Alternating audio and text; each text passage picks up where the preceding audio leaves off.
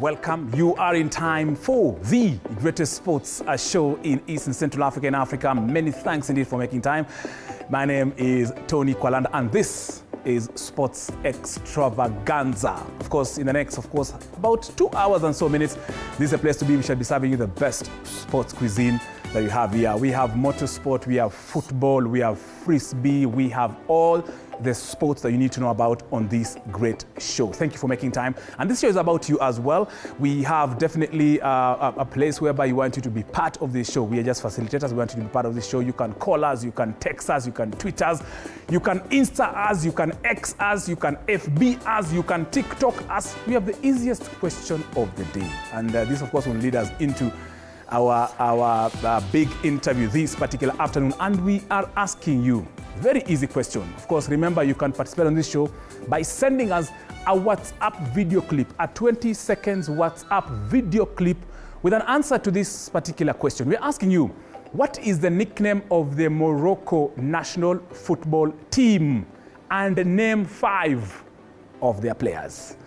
What is the nickname of the Morocco national football team? And name 5 of their players. Go to WhatsApp, record yourself in a quiet place and send us that 20-second WhatsApp clip with your answer. You can talk to us on our WhatsApp, of course, as well. You can send that text. You can talk to us on our SMS number. You can talk to us as well. If you can send even a voice note, please send. We shall be able to share it on this particular show. Let me repeat again on that particular question of the day. We're asking you, what is the nickname of the Morocco national football team?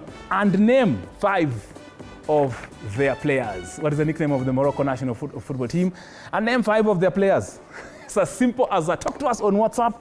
On SMS number is 22047. You can WhatsApp us on text, but we would like to have a video. Of course, we shall be able to sample some of your answers and also give you a chance to win some lovely merchandise as well as airtime on this show for answering that very simple question. That leads us to this particular segment, our big interview. I'm very honored to have, of course, the Moroccan ambassador to Kenya. That is His Excellency Abderrazak Lassalle. It's good to see you. Welcome to TV47. Welcome to Sports Extravaganza. Thank you for having me, Tony, and I'm really enjoying these moments with you. Thank you very much, and I love your suit, especially your tie. Whoever selected that, please tell them congratulations. Yeah. And add their salary, please. This is this is my uniform for work. I will be so happy to join you and work in your place because it has the best uniform. Thank you so much for making time. Let's get into it. Of course, you've seen a very easy question, the Morocco national team. But just our guests, for the benefit of our viewer, they just need to know you in summary. Who is His Excellency Abderrazak Lassalle? Yeah, as you said, my name is Abderrazak Lassalle. I'm a career diplomat, and I landed in Kenya the 31st of 2021. Yes. So 31st December. Yes. So, and I enjoyed the warmth that were receiving me here in Kenya, and the same day I had to celebrate the New Year with my colleagues outside in the streets and to meet with many citizens, Kenyan citizens at that celebration. And I was really impressed by the warmth of the Kenyans. Yes. And of course, the similarities of the culture between Morocco and Kenya and the landscape.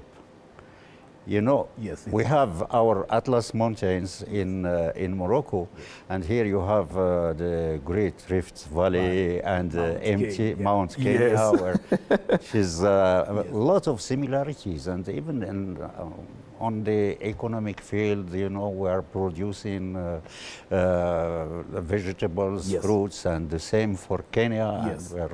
And so I feel at home. I should say, I feel at home. Only one thing, Yes, that what now is it's cold in Morocco and now it's hot in Kenya, and I'm enjoying it. I'm sure your friends back in Morocco are envying you right now. They Yeah, want to come sure. back to Nairobi. What would you like to tell them? I'm sure they're watching this show. Yeah, to come back here and to see some safaris in Kenya, and you will enjoy the life with the Kenyan people. Indeed. Which are very nice to live and warm. Thank you. Thank you very much indeed. And of course, Your Excellency, I won't let you, without asking you this question, which is your favorite team? I know Morocco national football team is your favorite team. Some of us here in Kenya, of course, we have a local team. But in Europe, which is your favorite team? In Europe is Real Madrid. Ah! And you know, for Moroccans, there are those who are for Real Madrid and the others are for FC Barcelona. So they are split. Even in the same house, you can find people fighting against each other for the team. But in Europe, yes, it's Real Madrid. I am Barcelona, so at least we shall be opposing. Next time there is a game for the El Clasico, please invite me, Your Excellency. Inshallah. So at least you can have the Real. I'll be on this side for Barcelona. Yeah. So, Your Excellency, just a quick one. Recently, you remember, of course, you accompanied, you were at the event where Kenya was hosting the draw for the African Nations Championship here. And Kenya is in one group with two-time the giants of Africa, Morocco. Yeah. And I overheard something, I heard something behind the scenes that you were able to just console our minister and told him that you will not bring the A team. You'll bring the F team. Is that true? Yeah, no, because, you know, these are the local players. Yes.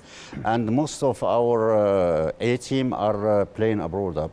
So it means that the local players, you know, the championship in Morocco is very strong as well. True. But we will bring the young boys, under 23, to play here from local team. Okay. So we shouldn't worry.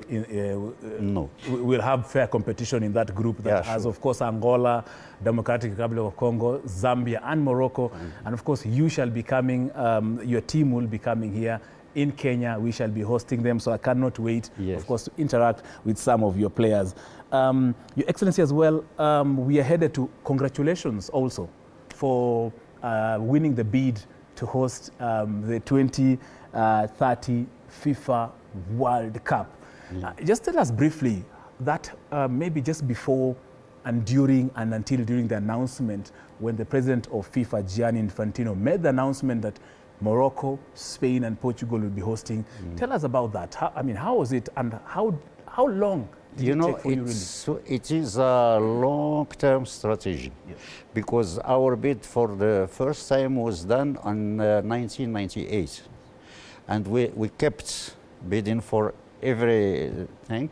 And meanwhile, the local Moroccan authorities were working to improve the infrastructure, the sportive infrastructure of Morocco, the general infrastructure like roads, hotels, airports, everything. Now, when we were approached by our European neighbors, it will be something which is unprecedented.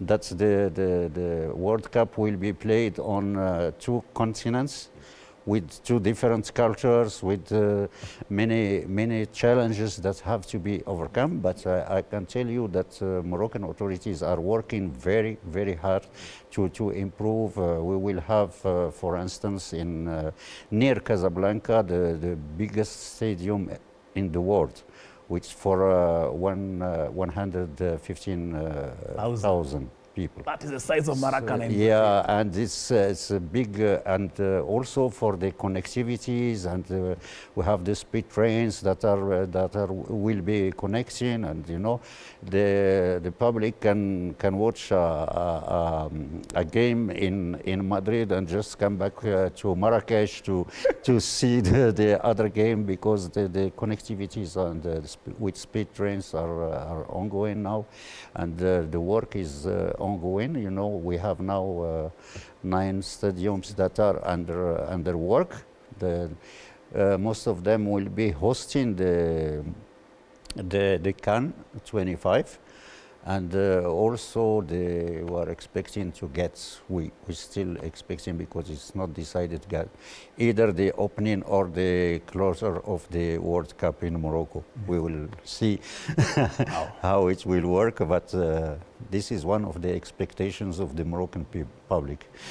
Well done. Your Excellency, you are well prepared, of course, for that. And of course, if you can bid and successfully have it with co-hosting with such other big nations in football, then definitely you are up to it. And Your Excellency, to take you back to 2022 during the Qatar World Cup, of course, we have some images of, I think what is airing right now is Ashraf Hakimi. I don't know if you can see that on there. That is one of your top players who actually did wonders during the 2022 FIFA World Cup in Qatar. In my own opinion, I think Morocco was supposed to have qualified for the final, but for reasons best known to the organizers, they did what they did. But of course, share with us the experience. I know back here in Kenya, we had a lot of I have a lot of Moroccan friends who actually hosted some of us to such lovely watch parties when Morocco was actually having that tournament. Give us that experience about Morocco being at the World Cup, all the way from the group stages to the semi-final. Yeah, for my duties, I couldn't go to Qatar, so I was here in Kenya. Yes. And we were watching the games with all Moroccan citizens that are here in Nairobi, and also with the Kenyans that were joining us with red jersey, the Moroccan jersey, and so it was amazing and surprising for us because we didn't expect to go so far at that time. We were just going game by game, and but after Spain, we thought that. Now we are done, and we started dreaming about the cup home. But unfortunately, as you said, the semi-final was not successful for us, and we had to understand that. But one thing is very important, because when we were celebrating in the streets of Kenya, here in Nairobi, we were joined by the Kenyans, including me. Yes, and it gave to Morocco an impetus in terms of tourism and everything after, because you know, the tourists coming to Morocco after this 2022 World Cup have multiplied by 300. So means that this year we had 17 million tourists, 0.5, and we were targeting this number in 2030. So now in 2024 we reached the 17, and we are expecting much more in 2030, inshallah. Wow. And of course, I know Moroccans love their football, and you are many everywhere. And the reason why I'm saying that also is because this December, you are hosting another big continental tournament, the 2025 Africa Cup of Nations, in 9 state-of-the-art stadiums. It's actually the very first time in history, in this history of this tournament, the Africa Cup of Nations, that we have 9 state-of-the-art stadiums that will be hosting the Africa Cup of Nations. What does that tournament mean to you? Yeah, you know, it's not only 9 stadiums, but also 9, each team has its own field for training. Wow. With all amenities for high-level athletes. So it means that, and each team has its own hotel. Wow. So it means that it will be as you said, the first time ever that CAN is organized in such a way, and this is something that is very challenging. But before that, we will be hosting in March the under-17 boys for CAN, and also the World Cup for ladies under-17.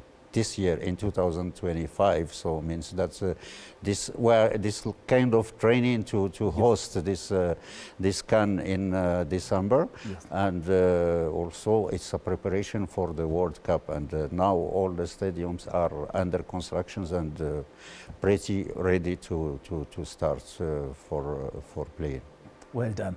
And excellent story. I remember I was reading your history, I think in the late 1980s, when Morocco was playing against Argentina, and you had I think over 115,000 fans who came actually to watch that particular match you were playing with Argentina. Tell us about that experience. Where does Morocco get this culture? Where does Morocco get this love for football? Where does it emanate from? Yeah, let me say something. You know, Morocco won the Africa Cup on 1976. And Morocco qualified for the World Cup, the first African ever, in 1970. So, and it's coming from that, you know, football in Morocco is very, very popular. Yes. And there is now, with the vision of His Majesty the King, when he launched, His Majesty launched the National Initiative for Human Development, he puts the Moroccan citizen in the middle of this initiative. Means that's the idea of building an academy, a football academy in Saleh, near to Rabat, Mohammed VI Football Academy, which is very high standards comparing to those that are in Europe. And there are academies in some cities of the country. And what they do, there is a selection team, yes, who are running through the quarters of the country, trying to find little boys playing football. They bring them to the academy and they put them in the training for football, but also for education, for their education. Yes. And this strategy has worked now because we have one of the best players in the national team, like Naif Agred, or they were prepared in this academy. And the local teams in Morocco are getting their players from this academy, and they go abroad after that. So means that we are now starting exporting players to abroad from the academy, which is now it's something working very well, and there's very high level standards on that. Very true indeed, Your Excellency, because I like watching the new recruit at Manchester City, known as Mamouche. Yeah. Yeah, Mamouche is such a talent at Manchester City. Already in their first game, of course, his first game, local game at Manchester City, and he scored a hat trick. Yeah. I'm sure Moroccans, of course, yourself included, with the king and of course all the high authorities, you must be enjoying that kind of limelight, and also that Morocco has become a destination for talent as well. Yes. I know a lot of Kenyan players, some of them who have actually featured in your local league, yes, both in the men's category and women's category. Someone out there in Kenya would love maybe to come to Morocco, go to Morocco, play their football. I'm sure that your doors are open for that. Yes, yes, sure. Many of our African brothers are playing in local teams in Morocco, so you can't find a team in Morocco who doesn't have one or two African players in there. Because for them it's to come for the competition, because the Moroccan championship is one of the hardest in the continent, and now we qualified for the fourth, for the Nahdat Berkane is qualified for the fourth.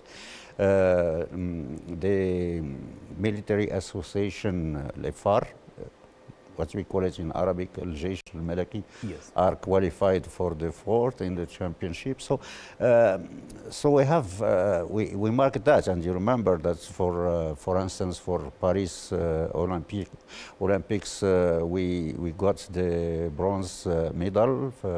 We were qualified third in this, and of course, we cannot forget the semi-final for the World Cup.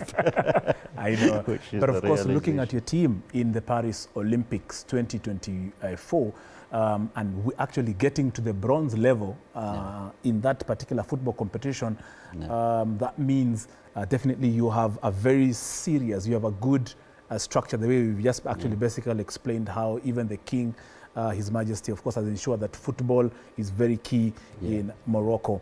And also Morocco is a top-ranked African nation on the FIFA rankings currently as we 14, speak. Yes, so you actually globally, you are with the big boys. How does it make you feel? I mean, rubbing shoulders with the big boys like Belgium, the big boys like Spain. Do you pick notes from them because you are next to them, or what is the secret there? You know, it's something that we love as Moroccans, and of course we think that's playing with these big teams like Argentina, like Belgium, like Spain, like Portugal, and beating them. And so it was something which is surprising. Even I said for myself, I don't know what is the opinion of the coach, because he kept saying that we have to believe in that, we have to believe in that. But of course. It brings, you know, even for the country, it brings lots of benefits, not only in terms of football, but also, as I said in the beginning, in terms of tourism, in terms of, you know, you become known in the world as a big team of football, and this is what remembers me.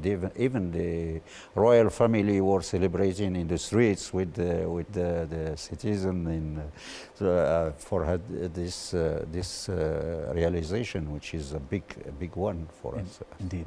And of course, I wouldn't let you go without you giving us that, the reason why Morocco and Kenya are very strong partners. I know when I met you earlier this month, of course, you shared a history about our former founding president, the late Jomo Kenyatta.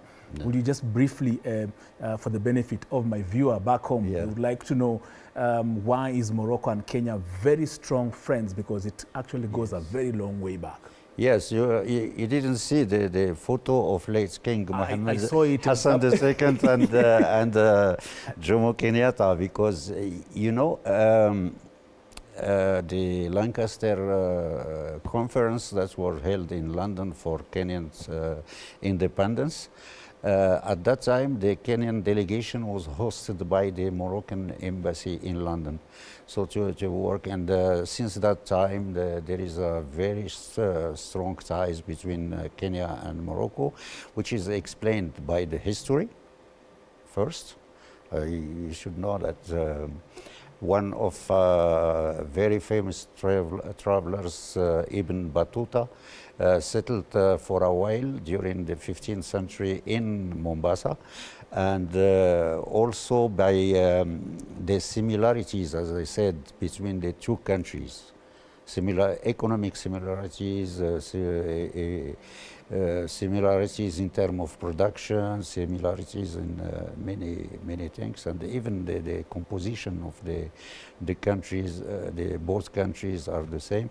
So this is why we said that the relations are very tight, and we are trying.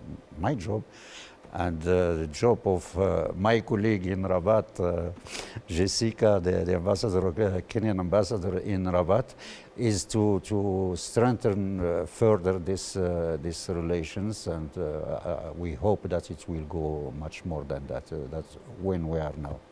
All right. And my last question, Your Excellency, sorry, I promised that was the last, but something, of course, that Kenyans who have never been to Morocco, something that they can, whet their appetite and look forward to. I know you have the best tourist destination on the northern part of Morocco. What can someone from here maybe look forward to in case they want to come over to Morocco? You know, we are receiving tourists the whole year.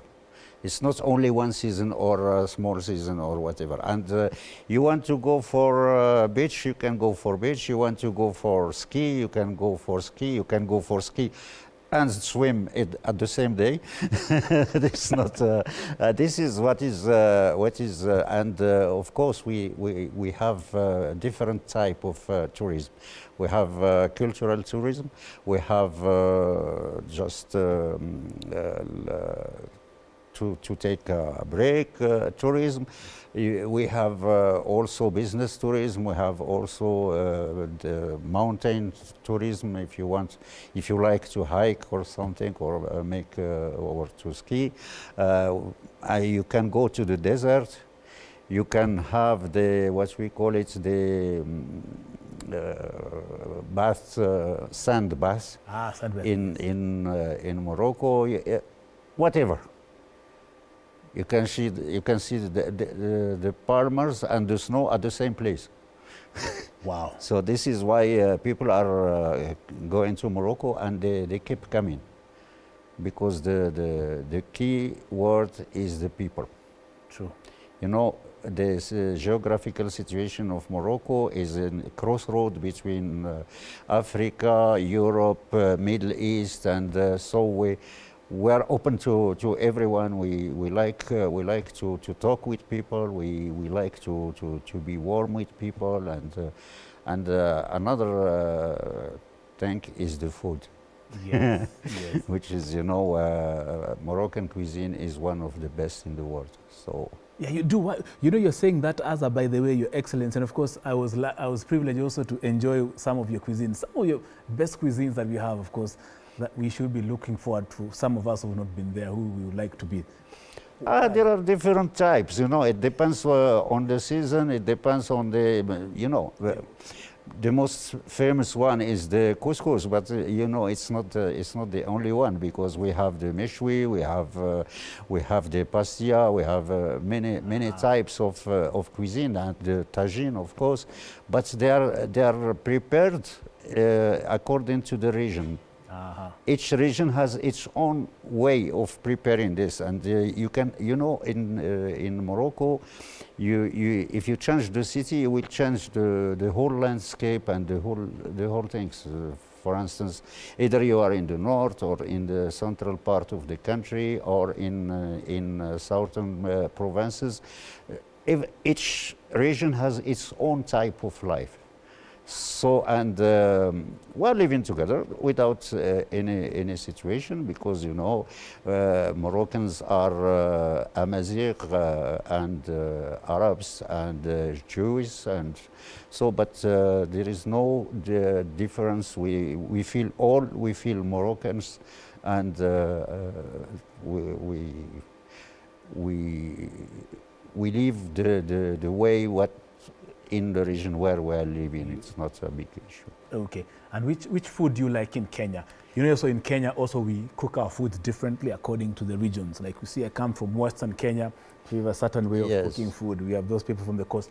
Which is your favorite food? You know, I like the way you are grilling your meat, because it's remind me the meshwi in Morocco. So this is one of the food I like in Kenya, and of course the chapati, and so good stuff. Yeah. Thank you so much.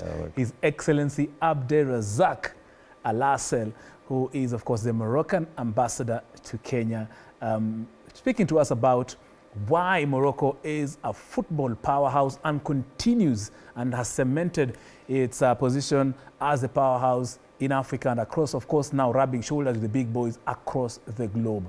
Thank you indeed for making time, Your Excellency.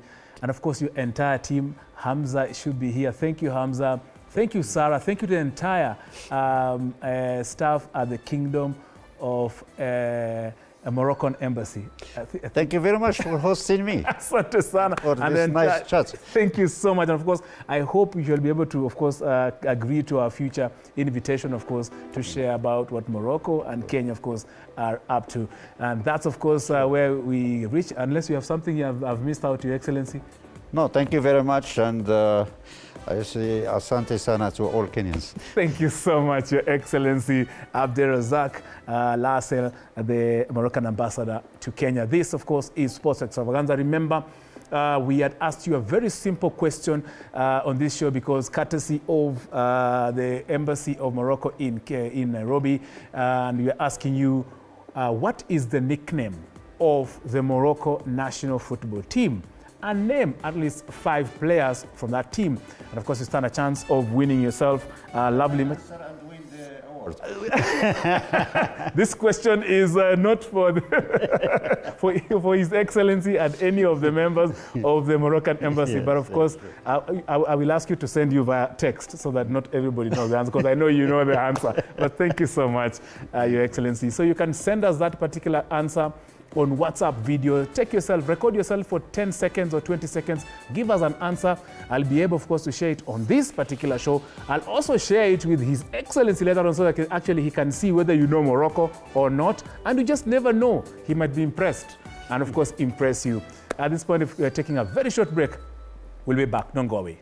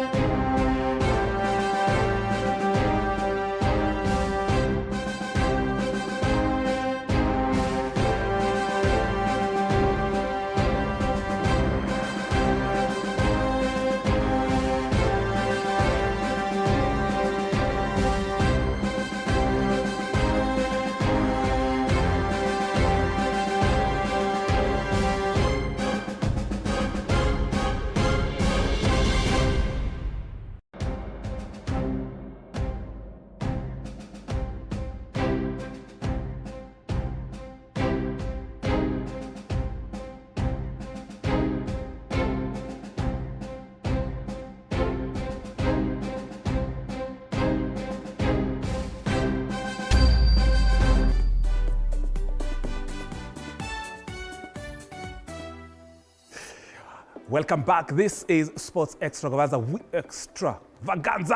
My name is Tony Kwalanda. We are live here every Saturday on TV47 from 4 to 7 p.m.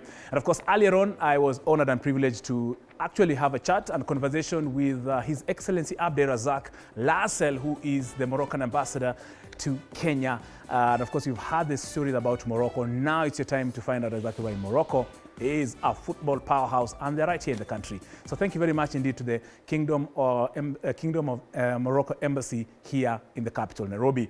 Now, remember you had asked you a very simple question about, tell us the nickname of the Morocco national team, and name us at least 5 players. Is the question of the day. Participate in it, send us a WhatsApp video clip, 20 seconds in a quiet place. Talk to us on WhatsApp, send us a voice note, send us anything with the answers, and you stand a chance, of course, of winning and also being aired on this particular show.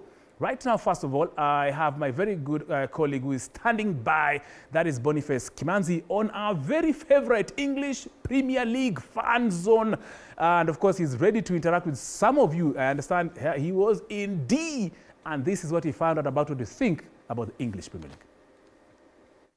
Hapa mtaa wa Dandora Phase 4 ambapo tumeungana na mafansi wengi wa ligi kuu nchini Uingereza ambao watakuwa wanatupatia maoni yao. Je, wana support timu gani pale katika ligi kuu nchini Uingereza? Ukiangalia mafansi wa Manchester United, mafansi wa Chelsea, mafansi wa Manchester City watakuwa wanatuambia pia wanaona Pep Guardiola atakuwa anasalia pale katika uga wa Etihad Stadium ama atakuwa anaondoka. Ukiangalia pia Arsenal imemkosa Kai Havertz ambaye amepata injury na atakuwa anasalia nje msimu ambao umesalia. Vile vile niko na mashabiki hapa. Wacha tutaanza na mmoja, atakuwa anatuambia majina yake na timu yake ni gani pale katika ligi kuu nchini Uingereza. Na mdugu sana, karibu TV47, utuambie majina yako na timu yako ni gani pale katika ligi kuu nchini Uingereza. Kwa majina naitwa Steven Juma, timu yangu ni Manchester Sikuzombo.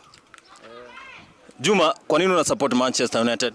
Manchester United nimeanza kusupport juu tangu nikuwa mdogo. Mzee wangu alikuwa ananiletea mapicha za kina Ronaldo nini kwa nyumba, nikabambikanga tu. Hiyo time Ronaldo alikuwa ndo ametoka Sporting. Nikabambikanga tu na nilikuwa nasikiaga Man U imefunga, nani amefunga? Ronaldo. So mzee naye alikuwa ananiletea kama CD za Ronaldo na vile anafanya hadi mimi nikaanza tu kupenda ma style zake. Unajua Cristiano yenyewe, huyo ni goat. Mimi hakuna mtu mwenye anaweza niambia kumhusu. Ndio maana nimependa Man U juu tu ya Cristiano. Manchester United juu ya Cristiano Ronaldo, lakini tukiangalia tangu ule Ruben Amorim aingie pale ambaye ni kocha mpya wa Manchester United, wamekuwa na shida sana, wana shida mechi zingine, lakini ukiangalia timu ndogo zinawasumbua sana. Je, ni timu gani ambayo ni mchezaji mgani ambaye unafikiri anafaa cheza pale striker ndio muweze kufunga? Maana ukiangalia wachezaji pale kina Haaland hawafungi. Mimi mwenye naweza taka acheze ka striker, Zakzini kijana mpoa sana. Juu akiwa pale unakuta anaweza sumbua madefender kao wili ndo anamshika. Unakuta mawing ka kina Diallo na Garnacho wanapata chance ya kuopen. Juu boy anajua kucheza nao vizuri sana. Unakuta akipata ball anajua kuchange kwa wing. Hojland akipoa ball ajui kuepa defender, hata kupass zake ni ziko chini sana. Unakuta anajiangusha kila saa ni mafall. Anatu waste chance sana pale. Ukiweka Zakzi anaweza kosa kufunga, lakini ukute wengine wana timu nini mawinga wanafunga, Garnacho, Diallo wanafunga. Unakumbuka unaweza kumbuka Roberto Firmino akiwa Liverpool alikuanga unaweza kutana anapiga bao 10 kwa season, lakini unakuta kina Salah anawapea chance mingi sana ya kufunga. So ni anaweza cheza ka false 9 lakini anacheza fiti sana. Tumeona Marcus Rashford ambaye alikuwa anacheza pale katika uga wa Old Trafford, ameenda pale Aston Villa. Je, unazungumziaje kuondoka kwa Rashford pale katika Old Trafford? Kuondoka kwa Rashford si mbaya. Rashford nilikuwa nataka kwanza, hata mimi nilikuwa nafurahia sana po chance ende kwingine ndo at least mentality yake ajirudishe form. Juu amekuwa pale na competition, anaona amekuwa Man U, ameanza kukiwa academy, alafu tena anaona wengine wenye wamekuja ndo anawekwa kina Zakzi, akina Hojland ndo anampea kompe. Lakini Rashford anaweza cheza poa namba 9. Ni vile tu Amorim hakuwa anampea chance. I think akienda Aston Villa acheze atarudi form, na kirudi form pale Man U, mimi nakwambia namba 9 anaweza cheza vizuri sana, lakini mawinga vijana wawili waachwe. Asante sana Juma, ni shabiki wa Manchester United, anatuambia kwamba Rashford hakuwa anapatiwa muda pale katika Old Trafford na anafikiri pia Rashford pale Aston Villa atakuwa anacheza vizuri. Vile vile niko na shabiki mwingine hapa ambaye atakuwa anatumia majina yake na timu yake ni gani pale katika ligi kuu nchini Uingereza. Mimi kwa majina ni Gift na timu yangu ni Manchester. Kwa nini una support Manchester United? Na support Manchester kwa sababu Manchester ni timu kubwa na iko na player potential sana, ni ile bado hajashika vizuri, unaona? Je, unazungumziaje Anthony Onana ambaye ni goalkeeper wa Manchester United ambaye amekuwa akicheza pale, lakini tumeona ameanza kuflop mechi kadhaa ambazo zimepita? Onana anafaa toke Manchester, toke kabisa. Huyu kipa wetu namba 2 Bandir anafaa zoeshwe game. Huyu kijana ako sawa. Jukule hiyo game yetu ya FA yenye tulitoa Arsenal, wewe sio uliona vitu alifanya. Alisave penalties juu ni 2 ama 3. Alituweka mbele yani Onana yuko fit. Onana aende tu. Ako tu na jokes. Je, Ruben Amorim atakuwa na faulu pale katika Old Trafford ama pia ataondoka kama Erik ten Hag? Amorim yuko mbaya. Naona akipeleka Man U mbali. Ni vile Man U players wanafaa pia wanajituma kidogo. Hapo kwa striker pia.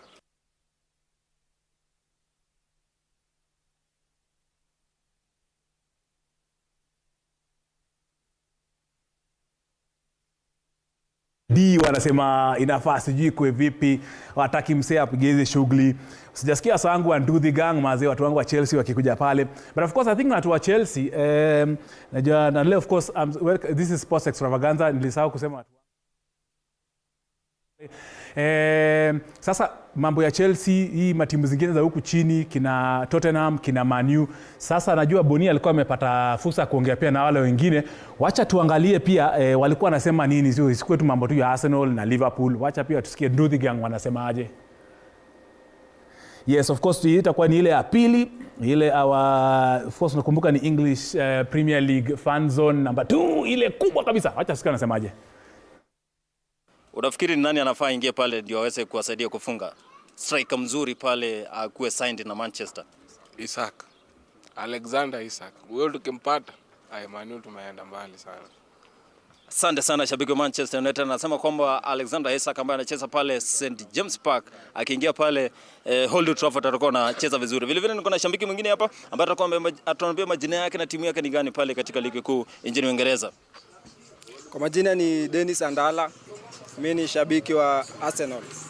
Dennis Andala, shabiki wa Arsenal. Tumeona ule Mikel Arteta tangu aingie pale Emirates amekuwa na mkozi sana. Tumeona back to back bottling ya Premier League. Je, unazungumziaje Mikel Arteta? Atakuwa anakaa pale Emirates ama ataondoka? Mikel Arteta bado tunamhitaji hapo Emirates. Juu tangu arudi Arsenal nimeona improvement kubwa sana. So hatuna ubaya naye. Ako sawa. Je, unaaminia kikosi ya Mikel Arteta akina Kai Havertz tumeona ambaye amepata injury, tukiona akina Martinelli, akina Gabriel Jesus ambao kuna injury, tuko na wachezaji wazuri akina Saliba. Unaaminia kikosi cha Arsenal? Kikosi cha Arsenal naiaminia kwa sababu injury pia tulikuwa nayo tukicheza na Man City na tulipiga draw, tulipiga game safi sana. Na mi kocha Arteta ananifurahisha juu anatambua kila mtu. Hakuna ule mchezaji ati ameweka ati lazima huyu aanze kwa kila game. So hata tukipata injury niko sure kuna mtu tu hapo nje ataprove hiyo namba. Arteta atakuwa anachukua FA, atakuwa anachukua ama EPL?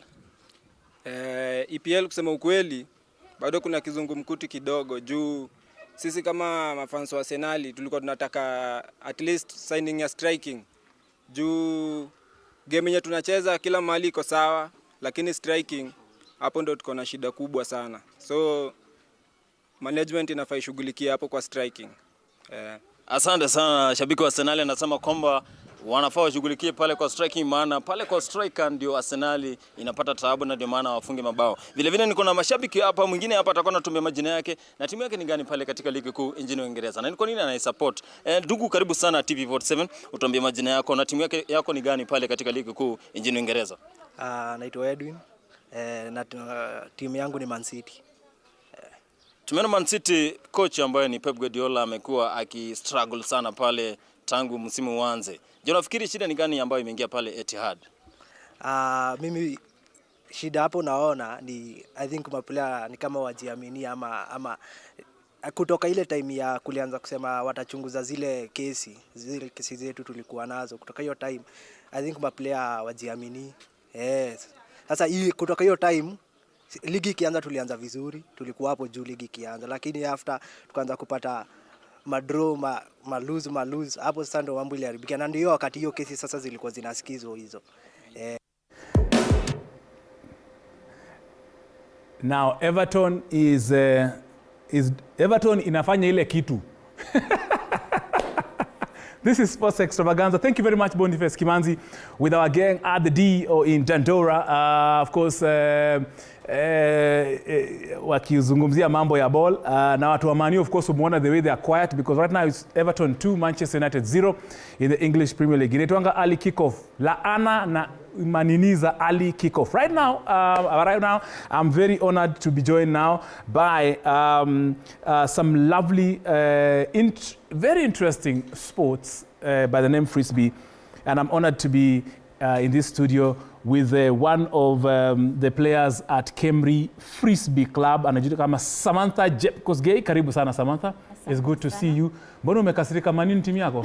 Pole. Hapana. No. Hiyo si timu yako? Yeah. Wewe inakaa ni wa Arsenal. Umeponyoka hapo. Then of course we have Ogola James, who is the co-founder of Chui Frisbee Club. Me by the e-sport na learn leo. Kusema tu kweli, hakuna haja nidanganye. Ogola, karibuni sana Ogola, of course, together with Jeff Kosgei. Thank you for making time. Wacha tuingie huko ndani. Wewe ni wa Man U? Arsenal. Awe ni Arsenal. Ndio umebambika, ndio maana. Haya, acha tu. Atucheka watu walemavu, so laughing to Man United. Just laughing at watu walemavu. Let's talk about Liverpool, Man City, Real Madrid. Uppercut. Wacha tu. Guy. Never kick a man when he's down.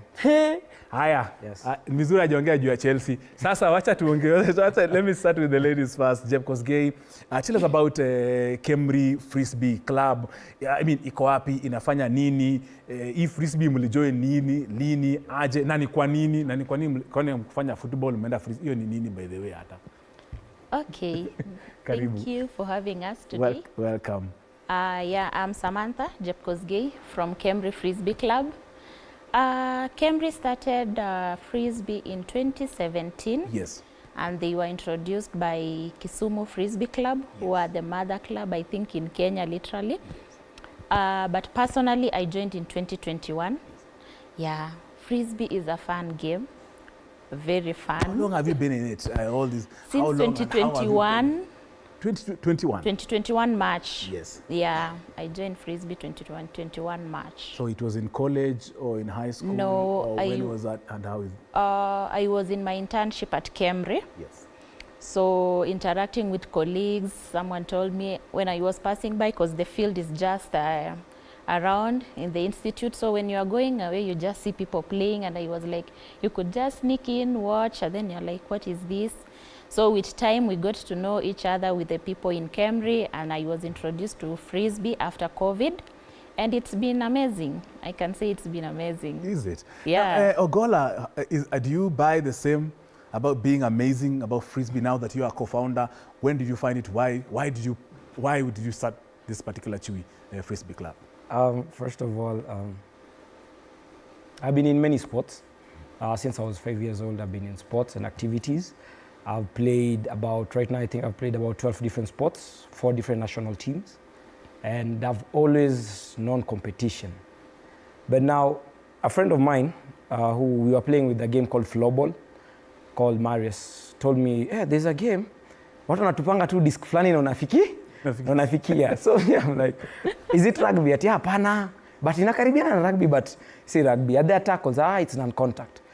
So I think a year later, now I met up some guys within the university. Back then I was coaching Kenyatta University rollball team. And then I met some guys with the disc. Na nikakumbuka ile status yule player wangu with the same disc. I'm like, wait, is that Frisbee? They told me, yeah, this is Frisbee. How can I join? Then they told us, at KU hakuna team. We're just figuring out how to start it. So that's how I joined the team through WhatsApp. My first day that I was going for training, I was told at 20 training, tukutane Lions School. I go to Lions School, actually that was a total tournament. So mimi nimeingia, I don't know the rules. I was just told, we bora, ukishika disc usikimbie. Na kama una disc kimbia. And that's it, man. So that's how I joined Frisbee. And then why I stayed is that, as I said, I'm a competitive person because that's how sport has conditioned us to be. And then now you come to Frisbee and it's not a must to win, apparently. There is the trophy for winning and there's something called Spirit Trophy. Okay. And that's what stands out. Spirit Trophy is given to the best team, psych, discipline, Laribu game. They play for the beauty. And Spirit Trophy is actually bigger than the other trophy. So that was a very big dynamic from always doing tactics to win to actually playing in the same team. Yes. You have someone as old as 73 years, and in the same team you have a kid as young as 9. Wow. And you guys are playing in a tournament. Jeez. Exactly. Yeah, because you've just heard what Ogola say, that he's just used to running, holding the ball and running. Yeah. I mean, in the girls category, is that the same thing? And how many tournaments have you been part of, either in the country and outside? And where do you normally have this tournament? Because someone might be very curious. Sasa hii iko wapi? Yeah, actually it has a lot of running. Before you get to know the game, you'll just do a lot of running. Yes. Utakimbia tu kwa kiwanja because you don't know the rules, one. You don't know what time are you supposed to go for the disc because it has rules. We have strategies just like any other game.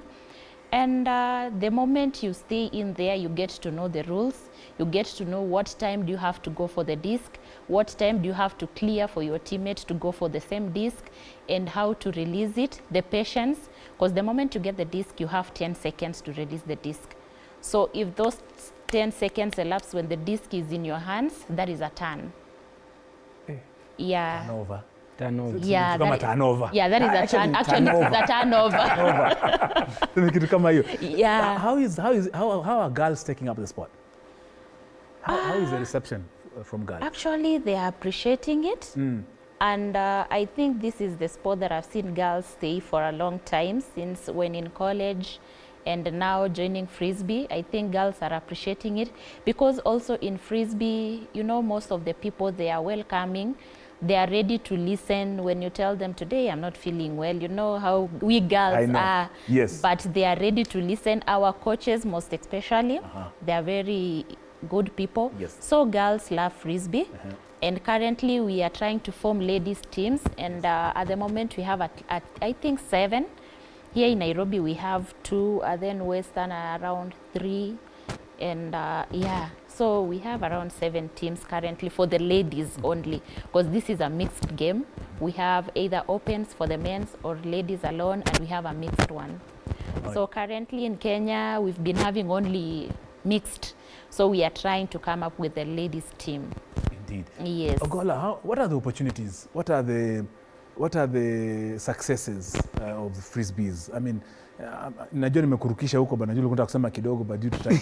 What are the opportunities? And then of course, give us the basics about, just the basics. You've just met someone who does not know how to play frisbee and just have this 1 minute to explain to them as well. And as we talk about the basics the of opportunities. frisbee. So let me make it as simple as possible. Yes. The way I was able to actually understand the game and play the game. It's, if you know rugby, yes, or if you know American football. Yes. Either of these games will help you understand is that there's a pitch, and then there's the end zone, which in rugby would be try zone. So we have a team on this side and the team on the other side, okay? So the target is my team to make sure that by the time this disc enters into the free zone, it's my team who has the last touch. Just as you'd make sure that you make a try inside the try zone with you having the ball, because if the fullback has it, then that's a kill, yeah? So it's the same concept. Now the catch is, if you have the disc, you can't run. You have to stand and you become defended for 10 seconds. After 10 seconds and you haven't released the disc, that's a turnover. If you release the disc and it doesn't get into your player's hand, that's also a turnover. It might go outside the pitch, which is out of bound, or it might be intercepted. Either they receive or tap it and it touches the ground, that's also a turnover. Yeah. So basically that's it, and then just the safety rules, no scratching, pulling, because the game is non-contact. So hakuna long nails. At no point hebu niulize because game amepeleka wapi zake? No, ziko. Ziko, lakini now it's a self-refereed game, so you just have to be So that's where I was heading to. Yeah, full. Oh, the self-refereeing as well, yes. So because I've known the mixed gender frisbee, where we have men and women play together.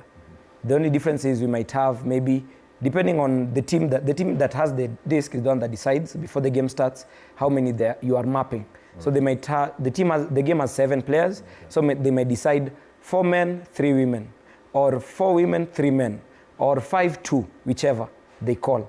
And then now the other team has to respect that. So now being in the same sport, the same match with a lady, teaches you a lot of more discipline, because men, you know how aggressive you become. And then it's also humbling seeing a lady outsprint you. Because when the disc is thrown, it's called a hack. Ni kama long pass kwa mpira. Yes. So mtu amepiga long pass.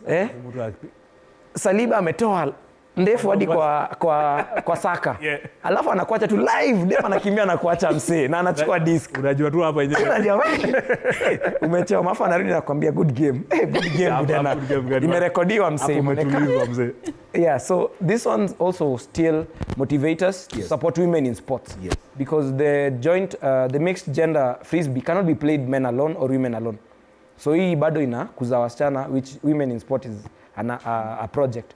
So now when it comes to how the sport is bringing opportunities, first of all, frisbee has been brought into CBC. So grade 3, grade 4, they're studying frisbee as a sport inside CBC. So people who are learning frisbee, the likes of us, can actually go to schools and get jobs as coaches. Coaches can also go to schools because as from the next calendar year, the Kenya University Sports Federation, or former KUSA, is including frisbee into the national level. It has been in KUSA, which is Western KUSA, but now it is in the national level, which means that these people who know frisbee actually can go to the universities near them and train the game. So those are the basic opportunities. Good. And of course, because I would like you to share with us the origin of it. However, as much as you talk about the origin, ni nchi gani? Nimeona umevaa India hapa, but sasa kuuliza juu India. But what are how does the season look for? Of course, tukikaribia kuwind up. How does this 2025 season look for both the mixed and for both the entire frisbee fraternity? And also for you as well, for Kemri as a club. Okay, this season, we are starting the season with the first game on 1st and 2nd March in Kakamega. Yes. So we home. Oh. Unaitisha mahali pa kulala? Tutaongea nyuma ya hiyo tutaonana nyuma ya tent. So we always have the frisbee calendar throughout the year. For example, we're starting with the Kakamega, which we call it Crying Stone, come 1st and 2nd March, followed by beach tournament that we always hold it in Tiwi, Diani. And then we go to Tanzania, Arusha. They always have a Kilimanjaro tournament. They always invite us. And then most of the tournaments we do it here. Personally, I've attended only Tanzania and Uganda.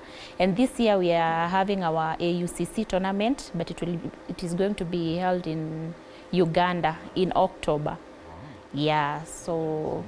The season is fully packed. Yeah, I imagine actually. there will be some international big things you're throwing in there and there. Yes, so each and every month it has. So we are given a calendar, like for the first March starts in March, and then April, then June, August, October, then we have our nationals in December in Nairobi.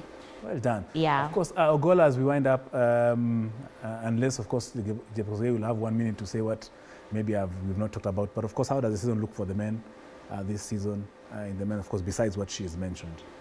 And where do you train as Chui? And where can someone walk in who doesn't know anything to come and actually get some knowledge about frisbee? Okay, so I'll talk about the league, because she's actually talked about what people call the international tournaments. In 1 minute and a half? Yeah, so the league this is probably the 7th league that we'll be having. Yes. And then Nairobi alone, we have about 13 teams. Chui is actually Kenyatta University, is where we have the Chui Club. And then we have First Touch, which is at Kasarani. And then we have Kemri, which is in Kemri. And then we have Tuk University, also just in Tuk. And then Cool Waters, among others. And that's only in Nairobi. We have the oldest club in Kenya, which is BFU, Blackfish, Ultimate. And sasa baba yao. So those are the main tournaments, and then the league usually runs for about 6 to 10 months, depending on if we'll have any international tournaments in between. Yes. But what I'd like to say about frisbee is that it's one of the most affordable sports, because once you have the disc, you're good to go. We have versions. You have the beach version, which she's talked about. We have the grass version. We have this just normal mchanga version, kama Kwariako huko. You can play frisbee basically everywhere, as long as you have the disc and your legs, you're good to go. As you've heard clearly, for some of us who cannot run with a ball, now you have a disc to run with. So if you cannot run with a rugby ball, sasa uko na sahani. Sasa sisi watu wa Kakamega na Western, tutashindwa hii game. because it's just somebody running with a plate in your hand, but because call it a disc. Samantha, unless I've left out anything, you have 30 seconds. Not really, but we really want to involve everyone as frisbee, and we really platforms, all those and we want the government also to help out, because at the moment I think it's not a national sport. So hopefully, if the government can incorporate frisbee in their sports, we'll be so grateful. And as Agola said, it is affordable sport, but when it comes to tournaments, we also need to pay some fees. So you get like university students, if they cannot afford, they'll miss the tournament. So when the government incorporates with us, we'll be able to sponsor ourselves, and they'll be able to sponsor those who are not able to attend the tournaments. Yeah.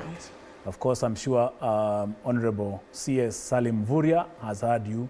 The PS, my good friend Engineer Tum, amewasikia na asiposikia tunamforwardia link. Thank you so much, James, the co-founder of Chui Frisbee Club, as well as Samantha Jepkosgei, I hope I said it correctly, of course, a player at Kemri Frisbee Club. And of course, the entire, I think, the Kenya Flying Disc Federation. And of course, the entire fraternity in the Frisbee sector. Tunashukuru sana. Keep on flying. We shall be able to follow your story. Tukiendelea kupiga hiyo shughuli. We are taking another very, very short break. We'll be back with more. Don't go away.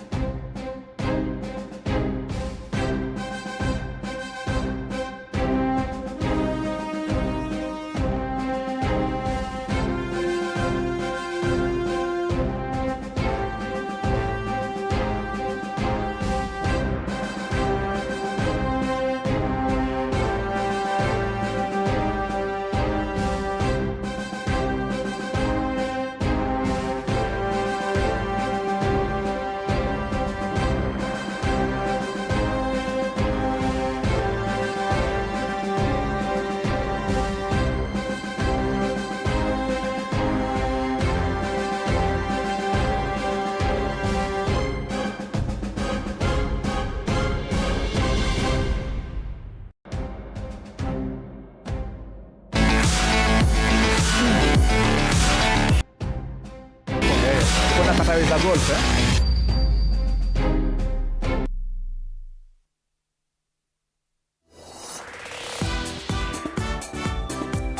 Welcome back. This is live. Nilikuambia leo tunapiga marathon venye Everton wanapiga Man U. This is Sports Extravaganza. My name is Tony Kwalanda. It's nice having you. Remember, you just had Frisbee. The team was from Chui, Kemri. Walikuwa hapa to share that beautiful story about Frisbee. Mimi sikuwa najua Frisbee ni nini na niko kwa sports. But now you know, you and I now are educated. Sasa hiyo ni sport ingine unaweza fanya. Wale ambao tunapenda kubeba sahani, it's a disc ya kubeba chakula unainua. Now we are shifting gears. We are getting into matters about golf. Unajua sasa penye tuko hapa hivi, I can actually hear golfers teeing off and feeling very bad when they're making birdies and feeling very good when they're making bogeys. And then may reverse evil. But of course, currently, as you know, is the third round of the magical Kenya Open Golf Championship that is currently happening at Muthaiga Golf Club, which is just a stone's throw distance away from where I am standing right now. I'm supposed to be there, but I am here. However, I have a very good friend of mine who is a senior manager in communications at the Coca-Cola Kenya, ambaye he's a golf enthusiast, an ardent fan of golf. My very good friend Victor Paul Olo. Victor, hiyo jina yako sema tu venye unaisemanga tu. Victor Paul Olo. Ukiniita hivyo inamaanisha tulienda primary pamoja. Lakini kama tunafanya kazi ni Paul Victor Olo. Paul Victor Olo is a senior manager communications at the Coca-Cola Kenya company. They're part of the entire team that is making that beautiful tournament be what it is, the 56th edition of the magical Kenya Open. Karibu sana Bwana Olo. Thank you for making time. I know he is just from the coast. So ukiona akona kiatu ya vumbi usimlaumu. Ukiona nywele imejaa matawi ya mapera huko, ujua alikuwa ametoka tu kutembea na mapro huko ndani. Karibu sana. Tell us something about what you're from seeing. I know it's very unfortunate that some of our professional golfers didn't make it. But what have you picked from today? Huko golf kuna kaje, but the sun is out. But how is the action on the course? I'm sure these professionals are hitting it kugonga. Yeah, I mean, first, thank you, Tony, for Karibu sana, make this your home. Yes. But in short, yes, MKO Magical Kenya Open yes, is always a very exciting time for us as a country. Yes. It's a global sporting event. Yes. And if, to your question, yes, there's a lot going on down there. As you said, the previous years we had Akina Kibungu and the rest representing us. Yes. But let me put it this way. For those who love golf, make sure you make your way to Muthaiga. There's a lot of activities. The players are actually doing a pretty good job. I won't really go into the details. No. I don't know what those are my details. Don't worry. If you go in the details, I'll feel very threatened. Utachukua kazi yangu. Yeah, but it's looking really, really good. I've just come back from there, as you said. And yes. Yeah, both on the fan side and on the course, yeah, you should be there. And of course, what Bwana Olo is not telling you is that there is a very lovely village, a wonderful village at the magical Kenya Open at Muthaiga Golf Club. That village is for some of you who perhaps don't have the love for sport in the golf. But of course, the village has everything there. They call it the 19th. Sisi golfers. Personally, I'm a golfer. So when you hear the 19th is after you finished golf, what you do after golf. Now, the village at the magical Kenya Open is where things are.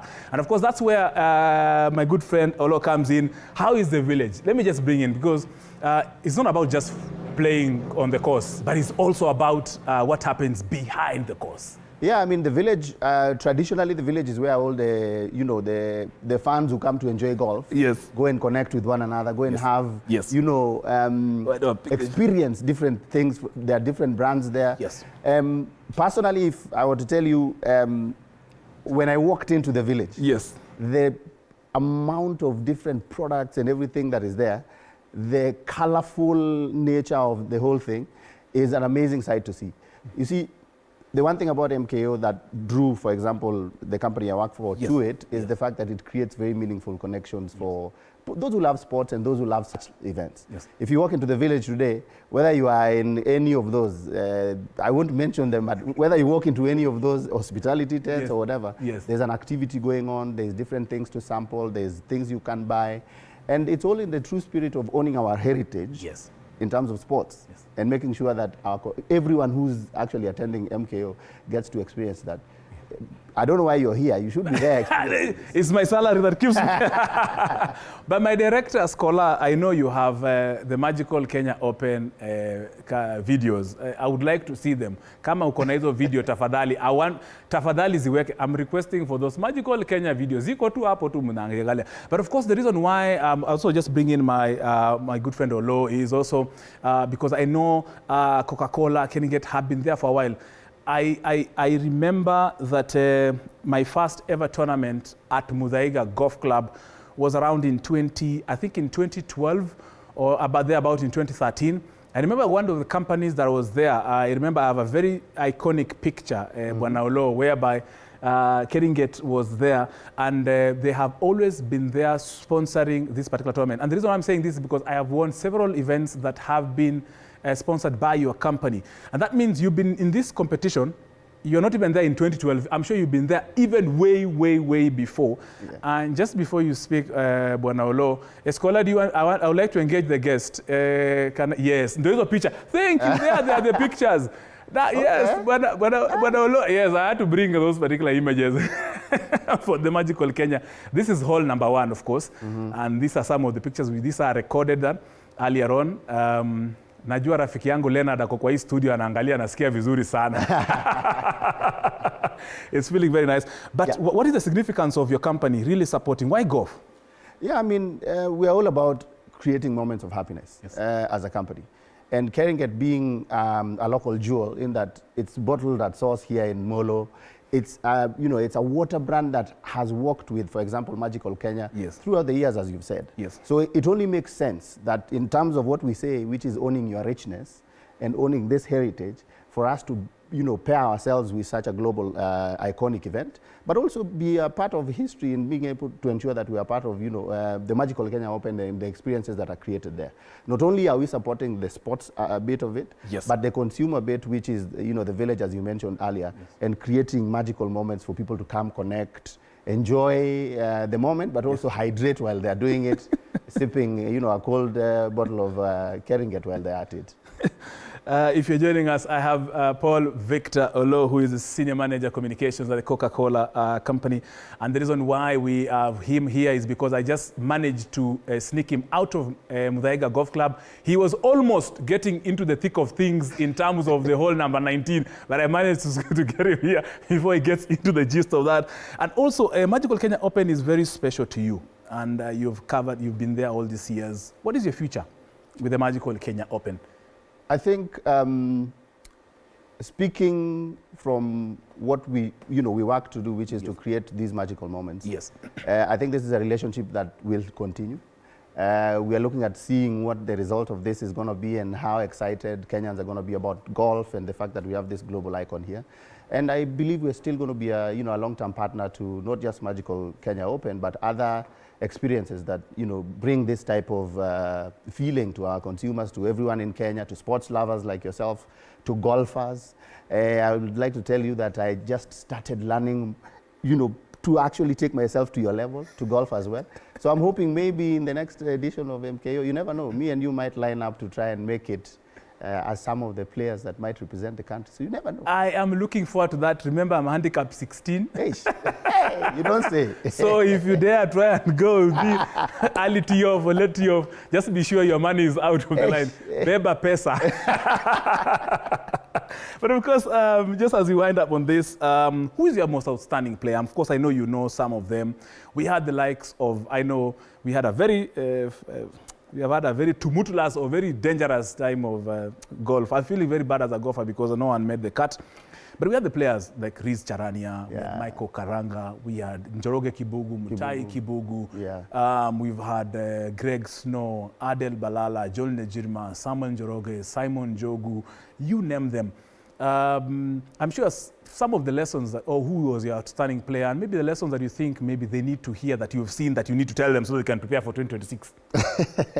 To be very honest, I think, was it 2022 or 2023 when Kimugu actually was the light that was shining for us. Yes. But I think the two brothers show promise when it comes to golf. Yes. And for me, they are the, the example I would want to give in terms of investing in the sport and investing in, the future of golf in Kenya. So I mean, I appreciate everybody else, but I think the two of them, the two brothers, the Kibungu brothers, are just a good example for me in terms of where we need to go. It's sad that no one made the cut this time, but I'm hoping that with the right investment, with the right stakeholders and everybody else coming on board, yeah, it might make it easier for us to ensure that the next edition of this fantastic tournament has Kenyans up there who are representing on the course. I know one of these days you might pick me up as your brand ambassador as I'm playing golf, so you can train me and invest in me and make me one of the top golfers. But of course, we leave it for that to the professionals. I'm sure with time, of course, I'm sure you'll make those kind of inroads, where at least because I know our professionals normally say, oh, sponsors didn't come up. But my friend golfers, I'm speaking on your behalf. You see, I have the people who sign your checks. I'm putting them in the hot seat, wakuje or sponsor. But of course, that has been the case that are requesting about they need the sponsorship. I know those are teething problems we learn along the way as we move on. So the 19th, this evening, of course, before I let you, Bwana Victor, Bwana Olo, maybe what should people expect this evening from your company as well as tomorrow? Tomorrow is the grand finale. Remember, the winner is walking away with a cool 60 million Kenya shillings. And that is just part of the prize kitty, which is 320 million Kenya shillings. Na hiyo pesa pia ilitoka kwa mifuko yao Angwara. No, I mean, to everyone out there, if you've still not made yourself made it out to Muthaiga, please do. There's exciting activities, come experience the Keringet activations that are there, Schweppes, and all the other brands that are there. Yes. There's amazing entertainment that's going to be there this evening and tomorrow as well. And of course, I think tomorrow is going to be interesting for those who actually love the sport. Come and try and see who's going to take home the coveted prize this time. So yeah, come down to Magical Kenya Open and get to experience it. The village is filling up. As I was leaving, the number of people who are coming in, I was actually very shocked. So it's going to be an amazing, amazing time. Paul, Victor Olo, the senior manager communications at Coca-Cola Kenya company, one of the supporters and financiers and the ones who made it actually the magical. It's magical because of such companies that come together. It's a host of many other companies, but of course they have been there for a while and for a long time. Personally, I can give testimony on their behalf because I have seen their brand and their companies stand with golf for a very long time. I'm talking about 2011, 2012. Till now, I'm still playing golf. It's just that I just didn't get Coca-Cola early enough to sponsor me. Thank you so much. And of course, and to the entire team, of course, at the village. Thank you so much, Wanjiru. Thank you, Leonard. Thank you to the entire team that was able to sneak Victor out of that particular village. Asanteni sana. But for now, we are taking a very, very, very short break, but it's not even a break. I will leave you with also one of the football enthusiasts from Dandora who we've managed to speak to, who are very angry that a team like Manchester United are being clobbered left, right, center by small teams. By the team yako ni gani by the before wende?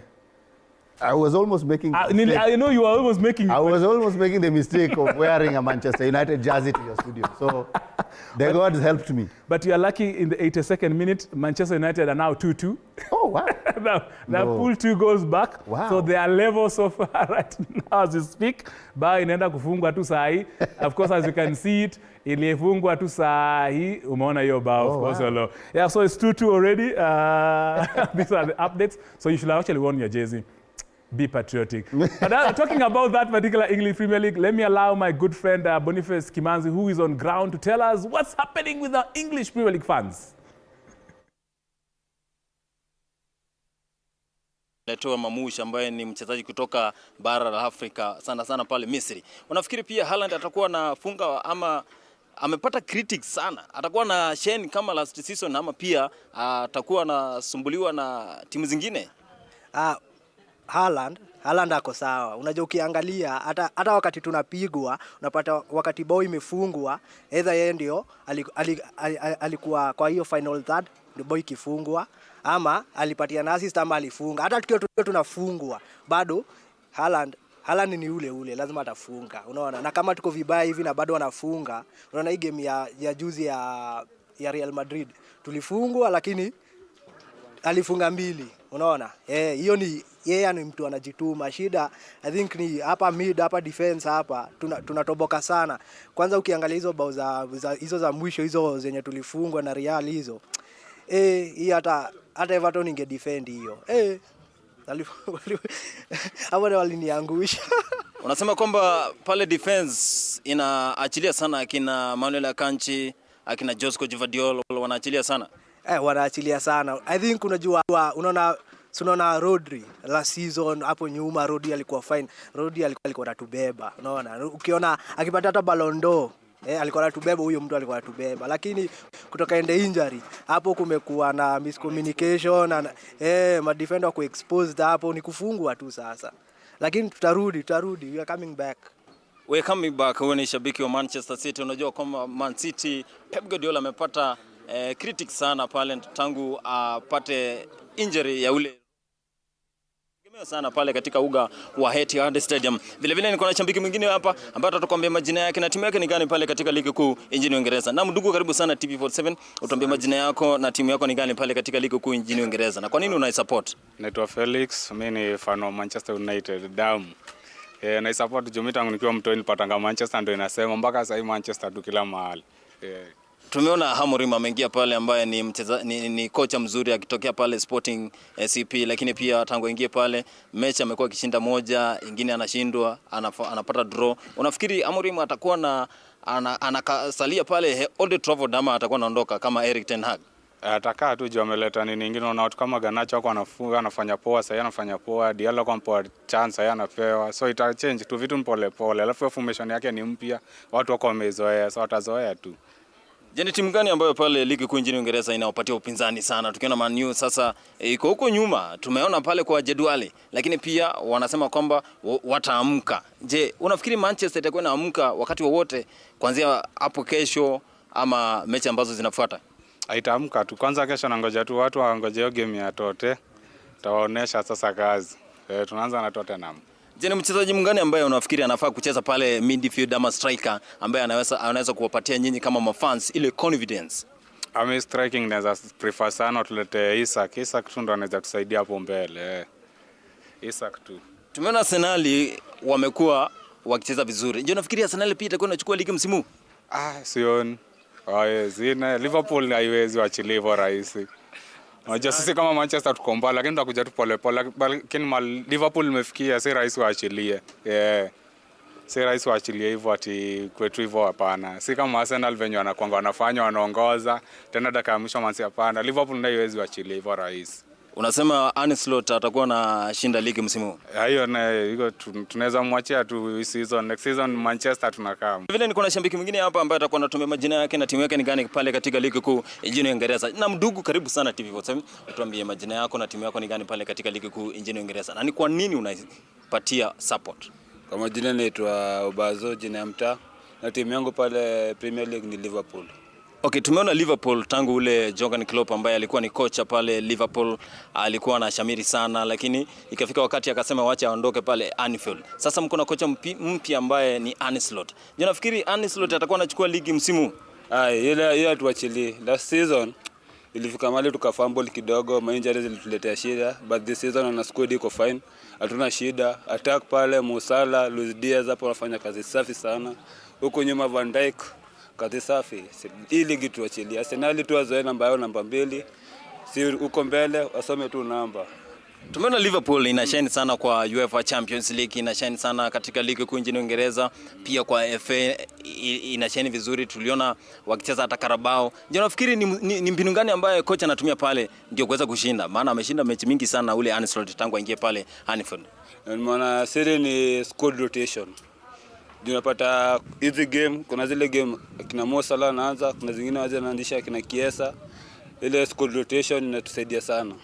Juu squad hakuna injury so far sahi, anapumzisha watu. Kama kuna game hivi ya ligi imekuwa congested fixtures, anapumzisha hivyo. Ndio maana sana tuna perform vizuri hivyo sana. Unazungumziaje ule Mohamed Salah, maana ile contract yake bado iko katika hali tatanishi sana? Anaweza salia ama anaweza kaondoka? Hiyo ni atasalia. Ni sahihi ile tu bado anataka tu asumbue, ongezwe pesa mingi. Liverpool kinabeba ligi, ongezwe pesa, abaki. Salah tunajua hiyo mchezo. Tunajua tumeona na maplayer wengi. Tunajua mchezo wa Salah, lakini anabaki, endi mahali. Huyo ndio tukoshua endi mahali. Aendi mahali. Ni shabiki wa Liverpool anasema kwamba ule Mohamed Salah atakuwa anadondoka pale katika uga wa Anfield. Ni baadhi ya mashabiki sana ambao wametupatia maoni yao. Vile vile tuko na shabiki mwingine hapa wa Chelsea. Unajua Chelsea tangu ile Enzo Maresca ingie pale wamekuwa wanashinda, lakini tuliona walipigwa na Brighton, na leo hii ambao watakuwa wanacheza pia tumeona wachezaji wengi sana wa Chelsea wameshamiri sana kina Didier Drogba. Sasa atakuwa anatuambia kwa nini yeye ana support ile timu yake ambayo ni Chelsea pale katika ligi kuu nchini Uingereza. Na Mutuku, karibu sana TV47, utuambie majina yako na kwa nini una support Chelsea pale katika ligi kuu nchini Uingereza. Mimi naitwa John Jaroge. Nilianza kusupport Chelsea nikiwa mdogo sana, nikiwa kijana mdogo. By the way, napenda Chelsea tu na roho yangu yote yani. Kama leo hii timu ilitupiga juzi FA. Leo lazima tuwapige hii Brighton. Okay, tumeona kocha mpya ambaye ni Enzo Maresca. Ameingia pale. Ndio nafikiri Enzo Maresca atakuwa anakaa pale, maana ukiangalia makocha wengi wameingia pale katika Chelsea, lakini wamekuwa wakindondoka wakati wote. Tumeona Jose Mourinho, tumeona Pochettino ambaye alidondoka hata baada ya kuwafikisha pale katika Europa. Atakuwa anasalia ama atakuwa anaondoka pia? Hii season lazima atamalizia Chelsea, na akiperform mzuri still bado atabaki Chelsea. Yeah. Tumeona Chelsea imekuwa ikicheza sana lakini hawana striker. Unafikiri pia mnamwaminia ule Nicholas Jackson ama kuondoka kwa Joao Felix pale itakuwa inaleta shida? Nicholas aki-improve anaweza beba Chelsea vizuri sana. Yeah. Asante sana shabiki wa Chelsea. Anatuambia kwa nini ana support Chelsea ambayo ni timu ya ligi kuu nchini Uingereza pale. Hao ni baadhi ya mashabiki hapa ambao wametupatia maoni yao, mashabiki wa Manchester United, mashabiki wa Arsenal na mashabiki wa Manchester City. Wanasema kwamba ule Pep Guardiola atakuwa anasalia pale katika uga wa Etihad. Vile vile mashabiki wa Arsenal wanasema kwamba wako na imani sana na kikosi yake ule Mikel Arteta. Bila shaka hao ni fans wamekuwa wametuambia kwa nini wana support timu zao na kwa nini wako na timu zao pale wana support. Bila shaka kutoka kwangu sina la ziada, kutoka hapa Dandora ile kurudisha usukani kwako.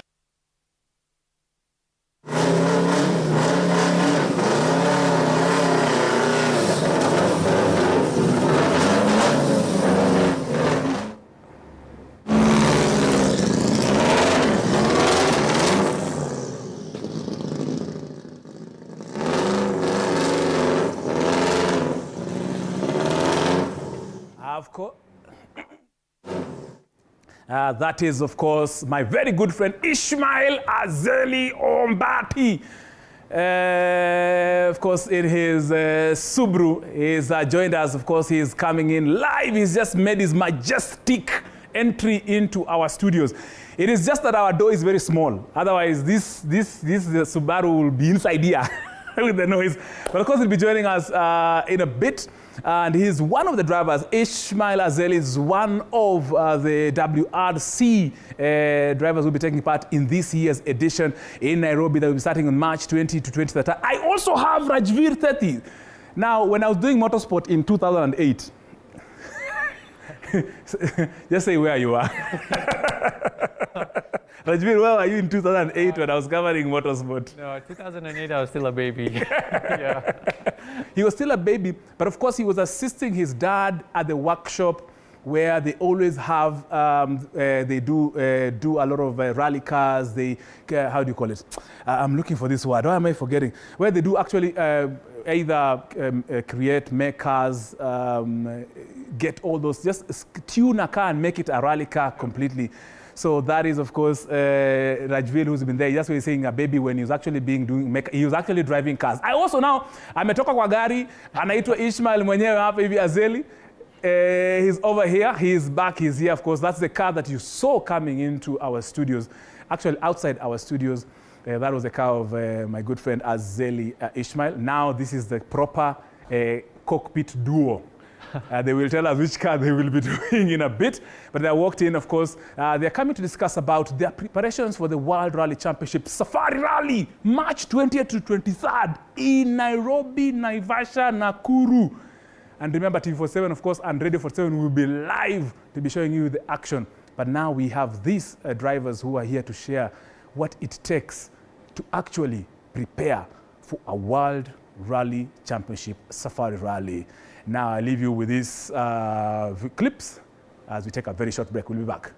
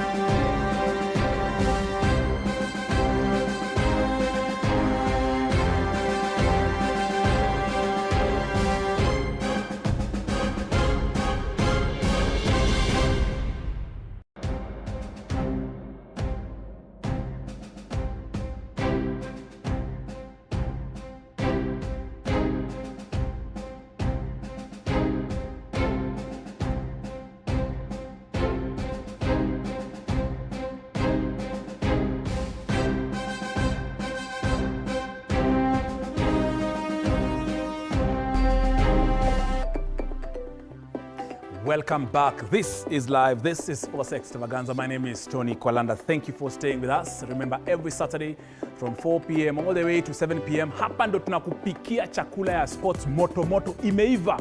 Tumeanza na Ambassador, tukaenda kwa watu wa Magical Kenya Open, tukaenda kwa frisbee, tumeenda kwa watu wa EPL, sai Manu wanapoteza.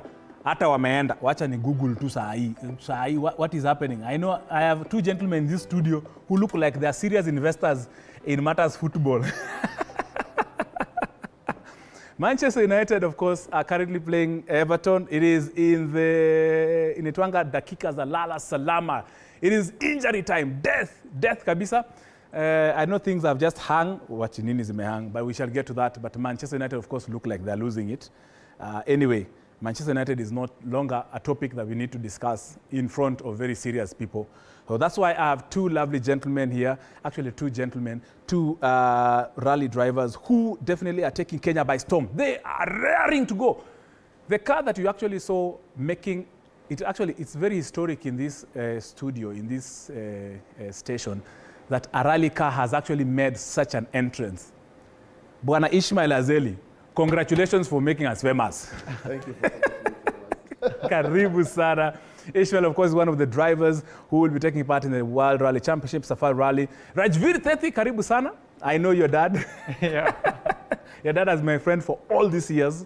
Of course, he has taught me so many things about rally. It's good to see you. Yeah, thank you now all big and matured up. Yeah. Well done to your dad. Welcome so much to TV47 and welcome to Sports Extravaganza. This is a place, of course, make this your home. We are doing the countdown to the World Rally Championship. You know, of course, it will be on the 20th to the 23rd of March here in Nairobi, zooming off pale City Hall way, pale karibu na KICC. Ipige pale Spectator State Kasarani. Alafu sisi wale watu wa Vasha, tunaenda huko Vasha Chronicles. Whatever happens in Nash, Vaga stays in. Ushaisikia watu wakikwambia stories za Vasha, hazitaitoka huko. It's a place to be, of course, on the 20th to the 23rd to watch Ishmael and Rajveer Sethi. Let's just get into it. Azeli, I have seen your name. Inaanza na Ombati. Yes. That's my dad. You'll be navigated by Kadivane. Ama umechange? Umechange. Eh. Yes. Okay, tell us about just introduce. Tell us about which car you'll be using the WRC, why you're using it, and so far where are you with your preparations? Thank you so much for having us here. Karibu sana. Yeah, Ishmael Azeli, rally driver, filmmaker, all in one roof. Yes. We are getting ready for this WRC, yes. And it's in less than a month time now. Yes. I'll be navigated by one John Igash. Oh, John, do I know John? John, you must know Igash? him. Yes. I call him Igash. I should be knowing him, yes. Yes. So John Igash, yeah, he's going to be my navigator. Kadivane navigated me last year. Yes. So this is my second time to be doing WRC again. Yes. Now we're in a bit of a higher class because of the car we are driving. Yes. We'll be driving an Evolution 9, which is sort of classified as an R3 or 4, if I'm not wrong. So yeah, so we're just getting ready. Everything is going on swiftly, so we're hoping we'll be ready by then. Indeed. Yeah. Rajveer, let me bring you into it. WRC is here. Yourself, personally, I mean, you as a very serious stakeholder in motorsport. I mean, of course, looking at you have an entire family that basically motorsport is your name. I mean, if you didn't have a name, Rajveer Sethi, you'd be called motorsport, your entire family. How is it so far, preparations? What are people saying? What are you yourself saying about this particular sport and where we're headed to? Less than a month, as Azeli has said. Yeah, no, definitely, it's pretty exciting. Yes. And to take part in the Safari Rally has always been my dream. And, you know, just watching the other drivers, watching the international drivers, even our local drivers, just compete with them. And it's been one of my goals since I was a kid. And yeah, finally, we're going to make it happen. So this is going to be my first Safari Rally. And yeah, pretty excited for it. The preparations are going on well. I'll be driving a Subaru N12. Okay. And yeah, like you said, motorsports is in my family, it's in the blood. And I'm doing this with my dad. He's the man behind it all. Yeah, so he's currently building my car, the N12. And the good thing about him, because he knows the sport, he knows what to do, how to train me, what I need to do. So I've got a really good support from him. And yeah, that just makes me more excited and just ready to push to my limits for the event. And yeah, ready to show people dust. It will be literally dust. Trust me, I know we have images of the WRC, the previous year's WRC. Actually, we have last year's images of WRC, and they'll be able to come on our screens in a few. However, let me just get Azeli. I know you'll also be doubling up in the ARC, Yes. Africa Rally Championship. Yeah. And of course, now with this, these are some of the images we were able to capture last. This is 2025, or rather 2024. Safari Rally. So Rajveer, as you're saying, you're going for dust. You better have that snorkel because there'll be a lot of dust, there'll be a lot of water here and there, I'm sure. Azeli, tell us about of course, what do you know about 2024? Let's just start off, because now we have the images of 2024 Safari Rally. What did you pick from there? What excited you back then? What lessons you pick up then, now that you better this particular season? There was a lot of lessons that we learned last year as a team. And of course, I might be sitting here alone trying to be famous, but there's a whole lot of people behind us as drivers who never got mentioned, never seen in any. I have a manager, the whole team of mechanics. There's, it's lots of people behind the scenes. Yes. So last year we had a very good run. We didn't finish, but we ended up, we were leading for the first 2 days on the KNRC level. Yes. Yeah, but we blew up the engine on the last section, actually like about a kilometer towards the end of the section. Yes. But we took a lot of lessons from it, and now we are sort of preparing the car even more better to tackle what we really went through last year. But I think it was an amazing run. Having been the first WC I did, actually the long drive I did, because they were spending hours and hours in the car, and the heat is not like, it's Vasha, so the heat is crazy, and when it rains it pours. So we had some downs and ups, but I think the lessons are gonna remain with us forever. But we're not gonna repeat the same mistakes we did last year. We hope to push more this year, and hopefully end up on the podium. Describe Kadivane, your last year's season. Describe him now. Describe him to 30. Just describe him as if you're having a meeting with your friends at the local, and Kadivane. Describe him in that particular. John Kadivane is a very good friend of mine. We started racing exact same time. When I mean the exact time, it was like the same weekend. We all in rally cars, and we started pushing the dream. And it's been now 2 years since we started, plus maybe. And like John, I don't have a background for motorsport. My dad loves motorsport though, so he used to take me a lot to go do the flag off and stuff like that. But John has a background in motorsport. The dad is Babashiro, the late.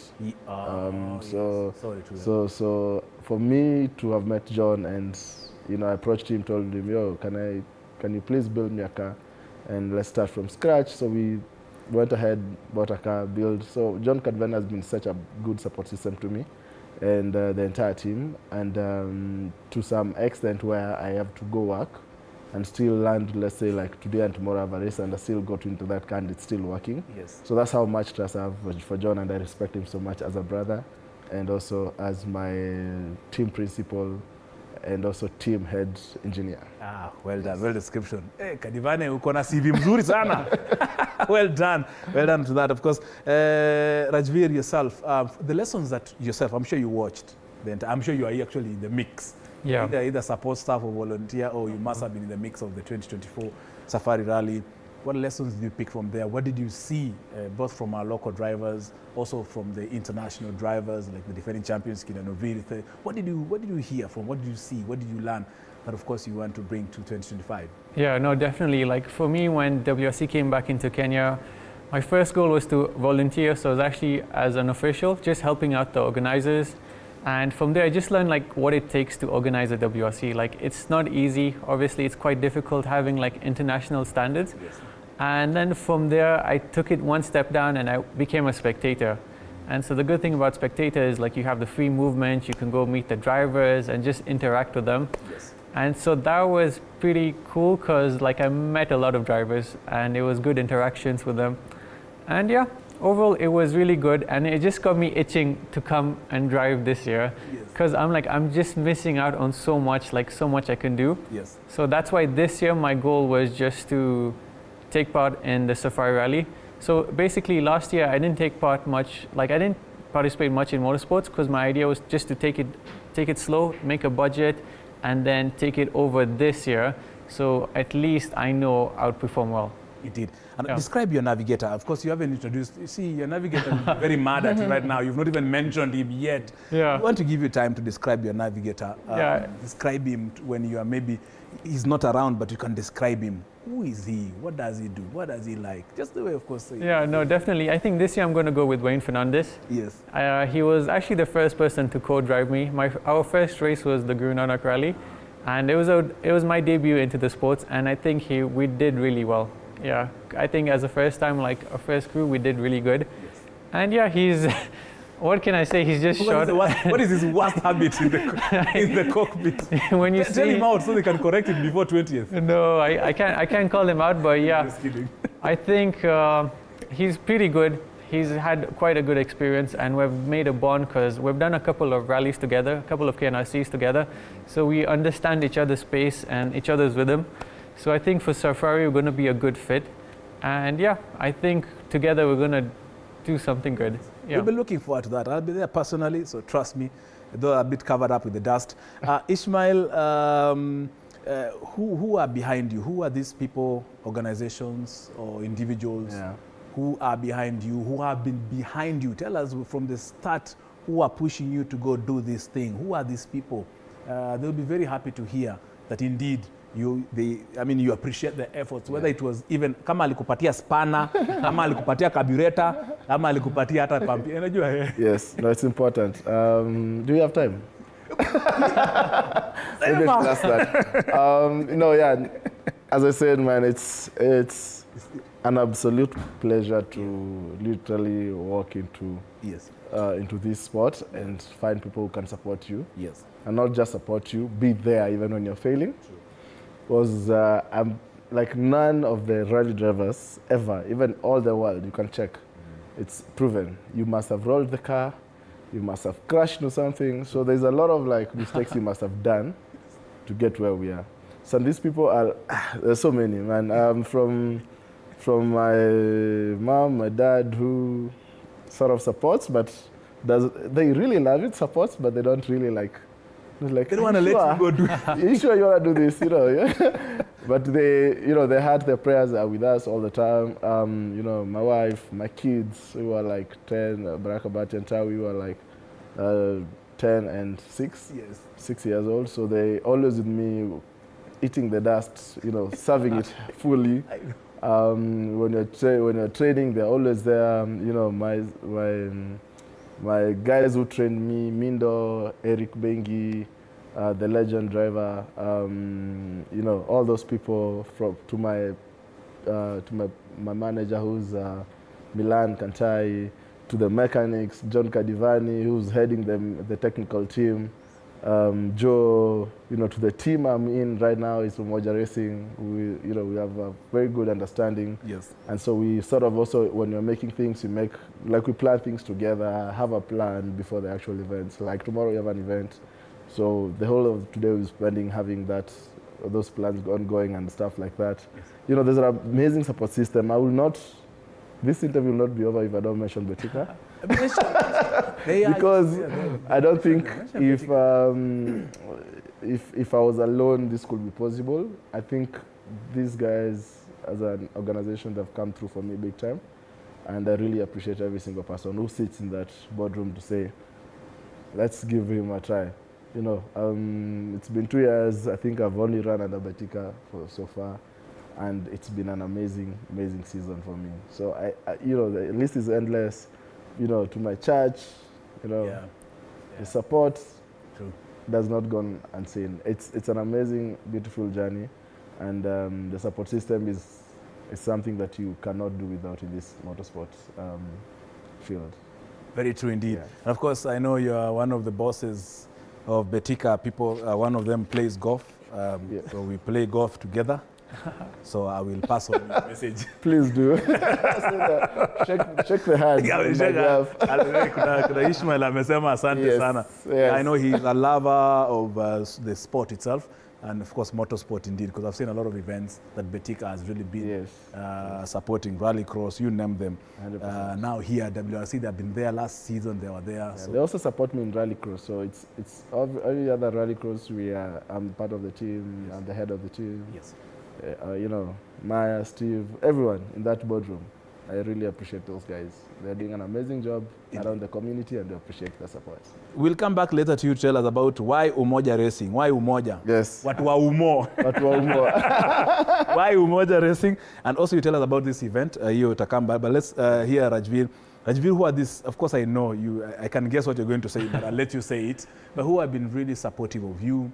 who individuals or companies or whatever, who are these people who have been behind you, supporting you, pushing you, carrying you? Name them, it's very important. And of course, tell us the brand name that you'll be using for the Safari Rally as well. Oh yeah, definitely. I think in motorsports, support has to be key. True. And for me, luckily, I think my main support was my dad and my family, my mother, my dad. I think as a kid, he just saw like the passion in me because I'd always want to go watch his events, and like that's how the passion grew. You know, like with motorsports, when you watch it and you watch other people do it, and just like how the community comes together, people racing together, that's just amazing. And like for me, just seeing him in the workshop full time, and I'll be like, Dad, I also want to race, and he said, let's do it.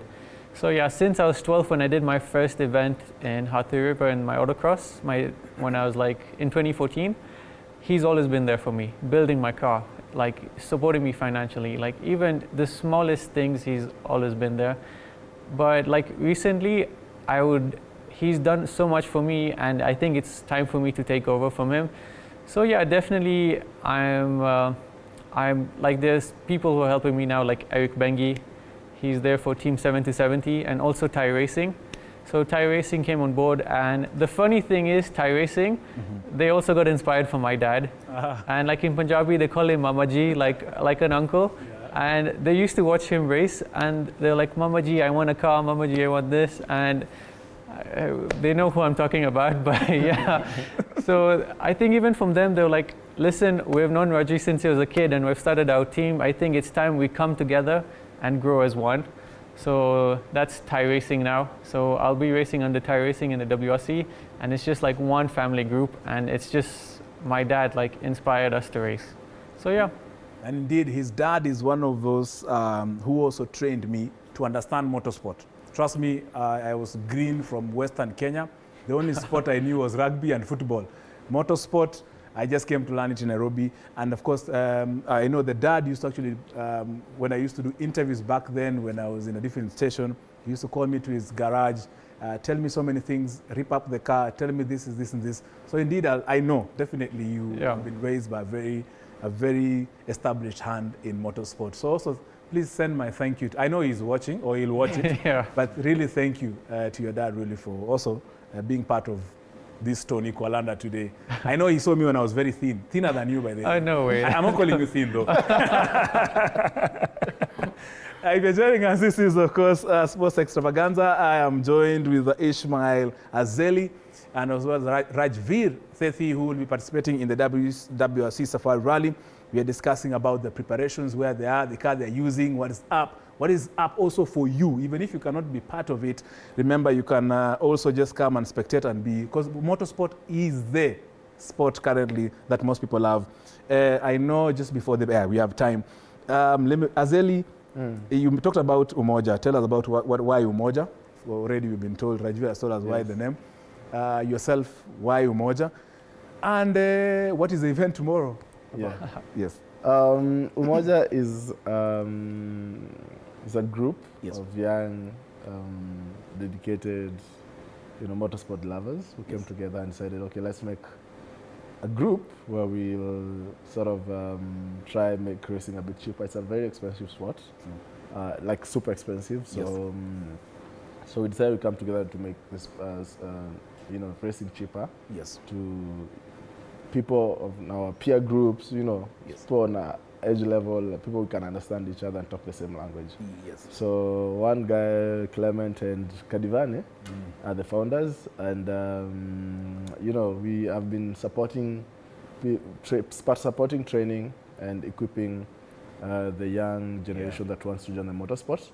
And so far, we've had even lady drivers join into our teams. And we're just growing day by day, and that's the whole goal, basically. Just come together, as the name suggests, Umoja, and train using our cars. We train them, and then bits by bits, we encourage them, okay, you can buy a car, you can start by building a roll cage, just have a standard engine, run one race, you can upgrade when you finish, you feel like the car needs more power. So bits by bits. And all these cars we're using are not like new cars, so it's in terms of road cars, you can actually afford them. So that's the approach for motor racing, basically. Indeed. Yeah. And where is your event? You mentioned, or is tomorrow, yeah. Tomorrow, what is it about? Are tomorrow you ready? the 23rd? 23rd of March. Yeah, No, 23rd February. of March. February, We are having something called Autocross. Yes. Or Autocross Plus. Autocross or Autocross Plus. Yes. Run and a very able, big, amazing club called 254 Motorsports that was recently formed, which we are proud of, and we really appreciate the directors and the guys who came up to support that. Yeah, we have a race tomorrow, and you invite everyone to come watch at Twisty Corner. Corners, yeah. Where is Twisty Corner? It's a very famous place. I might change. You know, these old fellas. Gen Z changed names, Rajveer. No, it was there for 1 year, and then I think they stopped using it, and recently it's come back. Oh, yeah. So this is the second race actually there. Yeah, second race. Yeah, there was one that you did. Was it the other weekend or the other? There was an event that happened at Twisty Corner 2 weeks ago. When yes, yeah, that's so the one. The same kind of event. Yes. But now this is gonna be 1 day. Last 2 weeks ago it was 2 days because we had a lot of entries. Yes. Yeah, it's gonna happen in Twisty Corners. It's when you get to Tattoo City. I mean, you can always find links somewhere. Tattoo. You know, and you'll you see dust get your way there. Yeah. Exactly. You'll see dust, and you can follow that dust. You'll sell some nyama choma somewhere. Exactly. Trust me, that will be Twisty Corner. Yes. Fantastic. Rajveer, I'm sure you have your peers, the likes of Kina, Tinashe, Gatimu, because of course I grew up when the mom was actually in the sport, that is Carol Gatimu. Now you yourself, Tinashe, are taking over. How does that make you feel? Or how has that journey been? I know you already have an established family, sort of, that have been in the sport. What do you think about the others? Do you think they have just the way Umoja are coming up to train? What are you thinking yourself? So that you can have friends. You don't want old friends like us in your team. No, definitely. I think it's really important to encourage the new generation to come up in this sport. Yeah. I think because that's the future of motorsports.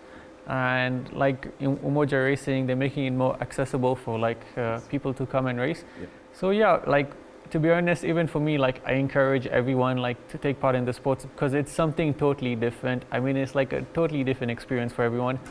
And yeah, just having new generations to race with and to have this championship fight, that's what makes the sport. You can't just be driving by yourself. I mean, that's pretty boring. So having people come in and race, even the new generation, people your age mates, I think that's pretty amazing because it's something you can talk about even in the future. 20 years down the line, you'll be like, oh, I was racing against this person. This year was my best season. And then something happened in this. So yeah, even for me, my best year in autocross was in 2021 when I was doing the two-wheel drive championship, and that was just an experience and a half because we were fighting for the championship, and one day he's leading by 1 point, one day I'm leading, and it's who's gonna get this? Oh, he got the FTD, next race I'm getting the FTD. So it's just that battle, and I think even if you document those battles and everything, I think people will come and watch the sport. So yeah, I would highly encourage people to come. Even I've been telling everyone, the first step is just to come and watch. Just come and see what people are doing. And obviously all the drivers are friendly. Even if you come to me, if you come to my service park, I'll be this is my car, this is how I started, this is what you need to get going. We're pretty friendly. And one of the biggest mistakes is when you see a rally driver is oh, let me not go close to them. It's no, man, come talk to us because we're there for the sport. Even the sport that's happening, the autocross this weekend, I mean, all the drivers have come together. We've all come together just to race. The main thing is all of us want one thing, and it's just to race. The adrenaline gets you there. And Ishmael has talked about the event. I think the new thing about it is the autocross and then the autocross plus. Yep. So that's, I think for new drivers, if you want to come, if you're going into a rally, the first time you go, you get a time card, you get your pace notes, but you don't know what to do. You're just confused unless you have an experience or someone teaches you. But with the Autocross Plus is when you go there, it's a simple format of a rally. Yeah. People are this is how you start, this is where you stop, this is how you make notes, and people are there just to help you. If you need help with navigation, you just go to speak to someone, and yeah, they're just there to help. So that's the good thing about the sport. If you want help, we're there. Yeah, that's very true indeed. Later on, I will request my good friend Azeli to tell us some of the challenges that he has actually undergone.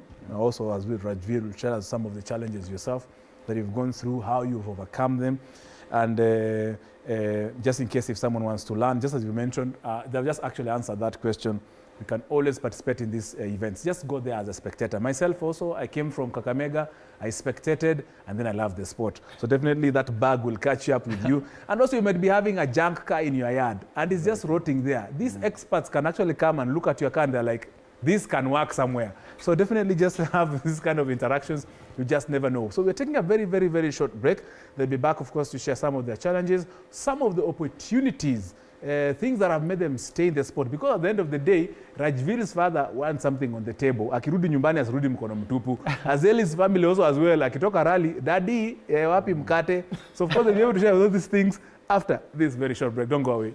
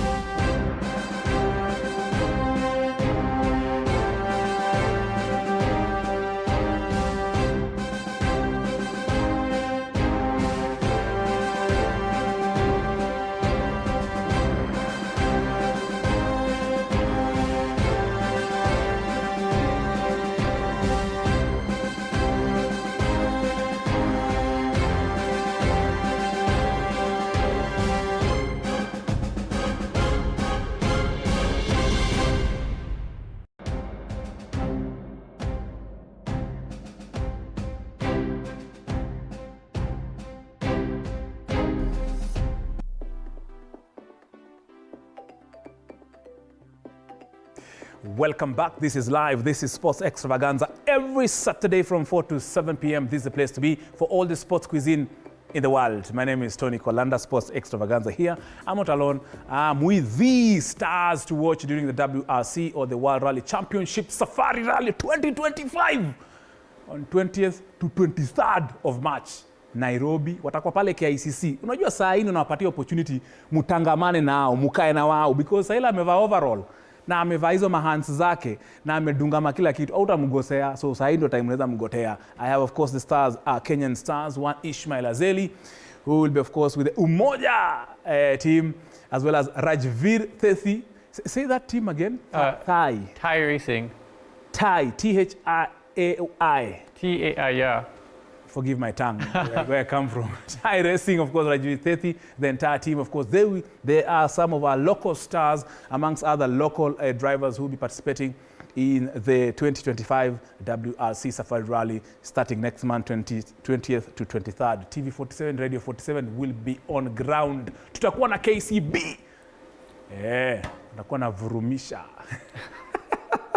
So let me just get into it. Azeli, I know sponsors love motorsport. We've had our own problems as motorsport. But what are some of the challenges, opportunities, of course, that motorsport has offered you as a driver? There's a lot of challenges, to be honest. The better part of last year, we almost, I might be wrong, but almost like 90% of the drivers not participate in any of the events because there's been a bit of tussle here and there in terms of motorsport, political, wise. But you know, amongst other things, you know, lack of funding to actually go into the sport. Sometimes you have the funding, but the car is never ready. We always say, like, you know, the car it's never ready until you at the start line, and then when you take off and then you come back, you're like, okay, it's working. Yes. Otherwise, we are always up and down trying to sort the last minute things. But you know, challenges are always there here and there. But so far so good. You know, things are coming up well this year. We've started very on a high note. We've got 2 events down in one happening tomorrow. So I mean, I think for me it's more of like, you know, just car preparations, lack of, you know, sponsorship. I'm just one of the few lucky people who are actually very able sponsored, fully sponsored. Yeah, among others. Yeah. So angalau unga unapeleka nyumbani. Angalau unga napeleka nyumbani na nikirudi home niko na vumbi na unga. Na maziwa ya watoto. Na maziwa. Well done, of course, Ishmael. That's good. Thethi, yourself, I know you're still building your life. You know, some of us have been there. We've paid tax for so many years. We've returned taxes for so many years. But of course, I know you've been there. You've done, of course. That's on a light note. Some of the challenges yourself, your team that have gone through, how have you overcome them? What are the opportunities that you look forward to as well? Yeah, I think personally for me, my biggest challenge is like financially, like just getting, because motorsports is really expensive. It is. And like, yeah, I remember earlier the guy who came to interview for frisbee, he said it's the cheapest sport, and like, okay, I should move there. I should carry my rim and my I just throw it. But yeah, motorsports is really like quite expensive. I think that's one of the most challenge people have just to even enter the sports, because the tires, rims, roll cage, helmet, then you get the overalls. So it's a pretty expensive sport, but I think once you get into it, it gets much cheaper. But yeah, that's one of the challenges. And I think the other challenge is building the car. Building, yes. Like that's one of the toughest thing in motorsports, building the car. If you don't know how to build a car, if you don't have someone who could build the car, I think you'll just be having a difficult time. Yeah, also like the hours that go into building the car, it's pretty crazy. Because people watch you race, like they'll be like, oh, that's pretty fun, but you don't know the amount of hours that went into building the car. Like I remember one rallycross, and so the good thing about rallycross is it happens in different days, like Saturdays is qualifying, and then Sunday is like the final heats. But in Saturday, the car took such a beating, and we're just working on the car midnight. Like the night, like we just wake up we sleep for like 1 hour, wake up, and then go back to race. So yeah, that's the behind the scenes that people don't actually see. And I think one of the biggest challenges in motorsports. Yeah, maybe I'll just add on that. Yeah, go ahead. Yeah, please. That building the car, sorry, even the spare parts, getting them are very, because as I said earlier, some of the cars we're running are a bit older than the number of years that are supposed to be around. So like my Evo 9 right now, I've been struggling getting an engine on loan, and when you get the engine, it's like I'm on the lob. So, and you know, and I think the cheapest thing in motorsport is just lunch break. You know, when you take a lunch break and go back to the car. Otherwise, that's if you get a chance. If you're doing safari, exactly. you won't even get a chance to have lunch. Yeah, you just have your water backpack. You just have that straw. That's the cheapest thing you can have in motorsport. Wow. Yeah. Yep. It is an expensive sport. But just besides Rajveer, that is a dad who ushered me into the sport and also trained me in the sport. I was also lucky to be in the hands of our legendary Azza Anwar. Basically, he's the one who actually took me through all this. Like what they're saying, where they don't eat or they don't have time to eat or they don't sleep. Personally, when I was actually starting out there as a journalist, I used to attend all rallies that Azza Anwar was in. So you can imagine how early you actually could get to the route. You actually go like 2 or 3 one day before and you sleep on the route there with the drivers at the service park inside there. So basically, I know what they're talking about. Yeah, trust me. Yeah, it's expensive, but it's fun. So come into the sport so that people can see you, so they can support you. That's why I'm happy, Rajveer, you're here. And of course, that's where you are, as well as Azeli. I feel very proud and happy that, of course, I can see young entrants into the sport, especially on this global stage. Thank you. So really, thank you really indeed. But you know, you have told people that you actually train. You know, there is training in motorsport. The way you prepare for football, you attend gym, there is nutrition, there is all these things. Like there is an entire, you know, Teth is just being nice. At home, there are people at home who cook 24/7 to ensure they are in good shape. Training when they go to Athi River. Just tell us something, just a bit for 1 minute each, 1.5 minutes about training. Okay. Because there's a lot of training you do. Yes, there's a lot of training. That's your gym. That's like people see us in the cars and they feel like it's just driving. Yes. Let me just give you a very simple schedule of my week. I will Monday to Sunday. Monday, like all day, 5 days of the week, I drop the kids to school, hit the gym for 2 hours every morning without a miss. And I do training called mobility. It's not like weightlifting where you have to, but it's more of like joints and everything. And then 1 day in a week I do swimming. And then I do walks at Karura with my wife, at least also a day a week. But constantly gym is every day in the morning. And then during the weekends, because sometimes in between the week I have shoots because I'm a filmmaker by profession. So during the weekends, that's when I get to engage myself in motorsport as a hobby. and that's now when we get to link up with Kina Raj and everyone else to get the cars out in the garage, drive to a track, let's say like at the river or somewhere. Kasarani is a very famous spot for us because it's closer to everyone and it's resource friendly. And we train there for almost half a day, either Saturday or Sunday evening. We just schedule ourselves. And then, yeah, that's where you know your mistakes. You do all the mistakes you want. You can even draw the car now, there, fix it. Yes. But there's a lot of training that goes behind it. Among other things like sitting with professional guys who have been there before us in the sport, like Ayuk Bengi, Anko Raj, and so on and so forth. Yeah, indeed. Raj yourself as well. I mean, there's a lot of training. You go a lot. People just think you just show up in a car and you... No, the funny thing is, like, personally, like, majority of my training was when I was a kid. So, like, right now, I barely go for training. Like, when I want to go race, I was just on the race day. And for me, it works because I've been racing, like, for so many years. Like, I know it's, like, my bread and butter. Yes. But, yeah, definitely, like, mobility, going to the gym, just getting fit is quite important because rallying, like, when you sit in the car in such heat and because you got to concentrate and you just get, like, an adrenaline pump, you need to have good fitness. Yeah, definitely. That's one aspect of it. And, like, the other aspect of, like, training, like, learning the car, for example, for me, I would only test the car when, let's say I have a new engine or like a new gearbox or like a part I want to test. Yes. Otherwise, you will be ready. Otherwise, I'm just ready. I'm like, let's go. Like tomorrow, like I got a new beast, the Subaru N12. Yes. I've only driven the car once on a dirt road, once, and tomorrow is the real test. I'll be watching you. I know social media has a way of just giving us all the feedback.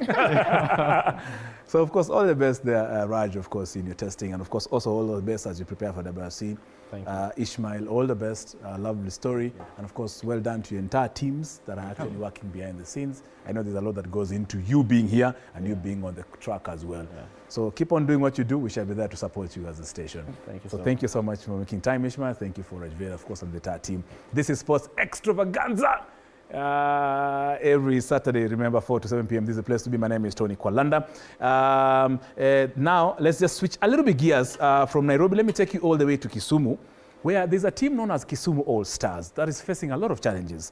And this after, of course, the county government withdrew their support to that particular team. And you know, there's a lot. You've just heard even the story for motorsport. Now, you can imagine if someone withdraws their support from that. This is what's facing Kisumu All Stars. However, now the CEO of the team, Ben Basole, is calling, of course, upon Kenyans to sponsor the operations. Watu wa mtaani mchukue timu yenu. And its operations to continue nurturing talent in Kisumu as a whole. Now, let's cross over to Kisumu and get more from our very own Laban Shikokoti, who is with Basole. Koti. Yes, good afternoon. You are getting us live from Kisumu City. Recently, Kisumu All Stars has been facing challenges. With me here is the CEO of the team, that is Ben Basole. Maybe you can tell your audience something about the challenges of the team and how do you want to be helped so that the team can now come back to its position? Yeah, I would like to tell Kisumu fans that ever since the county government withdrew from supporting Kisumu All Stars, Kisumu All Stars is experiencing a very big challenge in terms of match facilitation, referees payment, ground payment, everything. We are just struggling to make sure that the team is moving on, and we are appealing to the fans and more so the companies in Kisumu, so that they can come out and help Kisumu All Stars, and also as individuals or individual fans in Kisumu. We are asking you, the little support you can chip in, please do. So, because if we can even get something to do with 2,000 fans who can contribute on a weekly basis 100 shillings, that one will be 200,000 per week, and with 200,000 per week, it will go a long way to help the team in almost everything that the team will need for match logistics. Yes, it has been a month since the county withdrew its support for the team. Have you considered talking with the CS of sports in Kisumu County? Maybe if you have done so, what has she told you about the same? To be honest, we've not gone again to the CS of Sports Kisumu County. It is her who wrote to us informing us about the withdrawal of the county government. Going to her means the same thing. The same words that he wrote in the letter are the same words that he will repeat to us. So at the moment, maybe we are just praying that we may get an appointment with the governor himself, so that we can talk to him and at least request him to get us some, even if it is not sponsoring us as a whole, but partly sponsorship. Maybe if we can get a vehicle and a fuel and maybe some small things, we will really appreciate. Great. Maybe tell your fans something. There is a football fan somewhere who is supporting a diehard of Kisumu All Stars. Can you tell him something? Yes, to our fans, I want to tell you that together we can, and if we are divided, we cannot. So that little support, if you can do 100 bob a day, please do it. And if we reach the target of maybe 1,000 plus, that one will be good to go. But we are targeting almost, if we can get our loyal fans, if we can be something to do with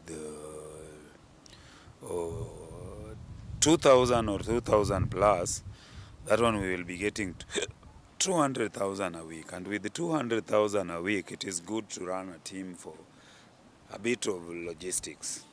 So we will be past that, and we will be thinking of another way of helping the other part. But for the fans, the team is on your shoulders now, and you really need to come up strong and stand with the team, support them so that they can move from point A to point B. Thank you so much. Yes, dear viewer, my audience, this is Kisumu All Stars CEO Ben Basole just asking or appealing to the public and also the fans and also other sponsors to come up and support the team. This team has been helping or nurturing the talents, young talents in Kisumu County. From Kisumu, my name is Laban Shikokoti. Back to you in the studio. Thank you very much, Laban Shikokoti. Come to us live 111 all the way from Kisumu, telling us what Kisumu All Stars is going through. That, of course, I'll also share in depth with a football coach, Michael Barnabe, in studio, to share a bit about those kind of problems that teams are going through. But quickly, let me just also cross over you. Let me take you to Mombasa for now, where the 2025 International Defensive Pistol Association Africa Continental Championship is reaching, of course, its close. Remember, this competition started on the 19th of February and has over 200 participants from Kenya and across our borders. Now, joining us is Quinto Wafula from Mombasa to give us a glimpse of what is happening and, of course, and what happened in the 4 days of this particular competition. Quinto.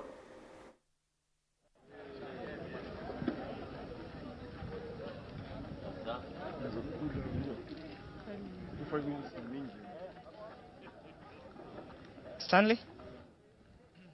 Okay.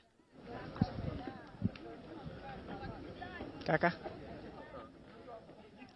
Yes, indeed, Tony Kwalanda, it's been 4 days of shooting around here, and because I do not understand well what has been going on, that's why I'll be engaging the chair of the Bamburi Rifle Club, who will be telling us about how the 4 days have been. Today they've finished by awarding those who performed in I'll say in the best way. So I'm going to be engaging the chair.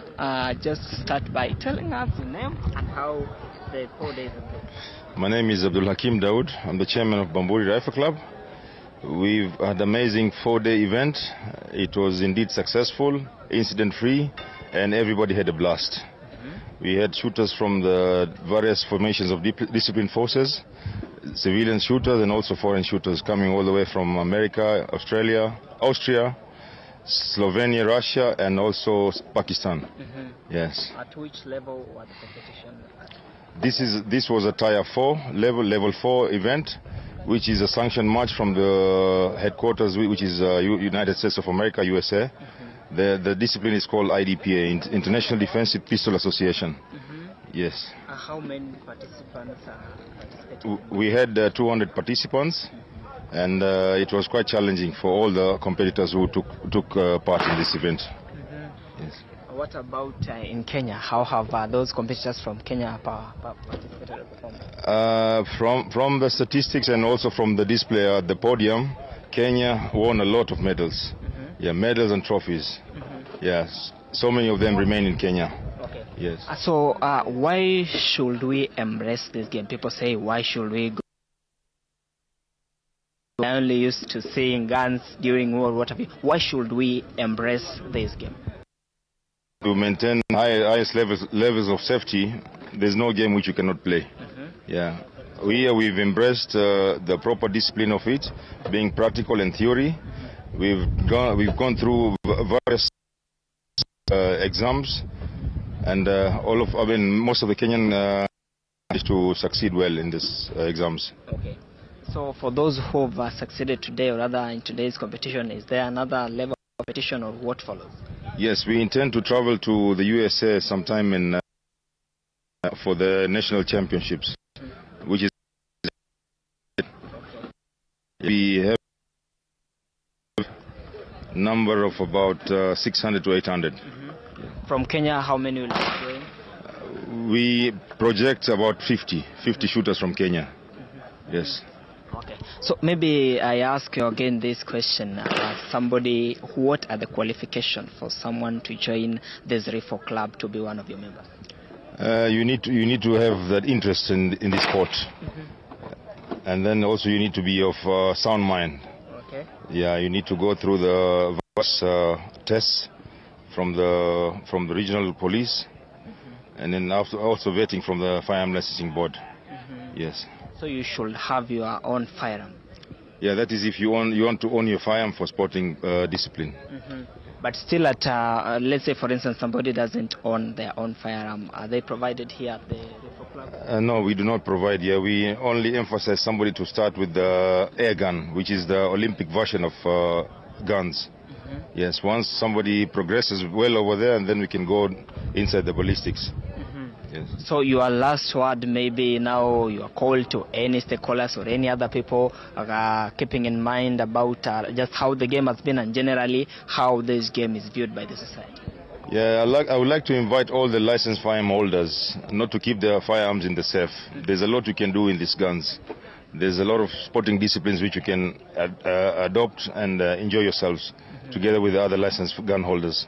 Yes. Thank you so much. We can also get to hear from you. Just start. My name is Wangeshi Mushiri. I'm a lady shooter, Kenyan lady shooter, who is currently performing very well. Yes. How was the competition and how did you perform? The competition was tough because we had shooters from all over the world actually participating, and I did my best and I won. Okay, I'm seeing you with a trophy here. What does this mean? I was a top lady on iron sights, and I won a silver medal on the ESP category. Yes. Briefly, what is ESP? Somebody watching wondering, what is ESP? Briefly, what is it? ESP is, what is ESP? I can't remember the E, but special enhanced service pistol, right? Correct, yeah. What does it entail? It's a service pistol whereby you just use the iron sights and the factory settings from the factory. Yes. Thank you so much. I hope you enjoyed. I really enjoyed. Okay, thank you so much. Kwalanda, just because of time, we'll just be forced to interview those two. They have participated and you have seen, been here enjoying those gunshots. Wale ambao hatukuwa tumezoea sana mambo ya gunshot, imebidi tu tuzoe. It's been so fun, 4 days starting 19th until today.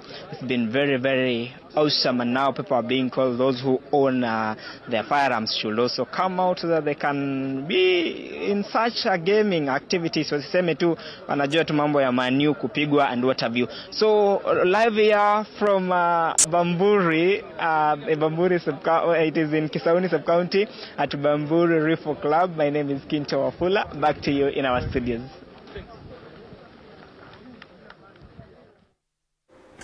Asante sana mwenzangu Quinto Wafula. Najua hapo kidogo Kiingereza umekipiga chote kabisa, sijui leo kama kijasho kimekutirika kwenye mgongo wakati leo unapiga Kizungu, lakini asante sana kututaarifu kuhusiana na mashine ya ulengaji shabaha ama shooting. Thank you very much Quinto for really engaging some of those participants and officials who are taking part in that particular competition. Now I know I have like 3 minutes. my director Scholar is saying I have 3 minutes. But yes, just quickly, yesterday we had, I'm in studio right now, I'm not alone. Why am I being selfish? I'm joined by a football coach, football analyst, one of the very best in our country, a football commentator, Michael Barnabe. Karibu sana. Thank you for making time. Karibu sana kwa T Sports Extravaganza na karibu TV47. Nashukuru sana kunialika. Karibu. Very beautiful studio you have. Karibu hapa, make it your home mazee. Kabisa. Jana wasichana wetu wewe unaonaje maoni yako? Hata sitaki kusema maoni yangu. Maoni yangu nilisema jana kwa story yangu ya saa 1 na saa 3. I was there myself. Yes. Tazama game. Yes. I think performance generally wasn't bad because we didn't concede. Yeah, that was. But again, if you look at it in another perspective, maybe from where I sit as a coach, I think we had chances we could have taken. But again, we didn't have the machines to do so.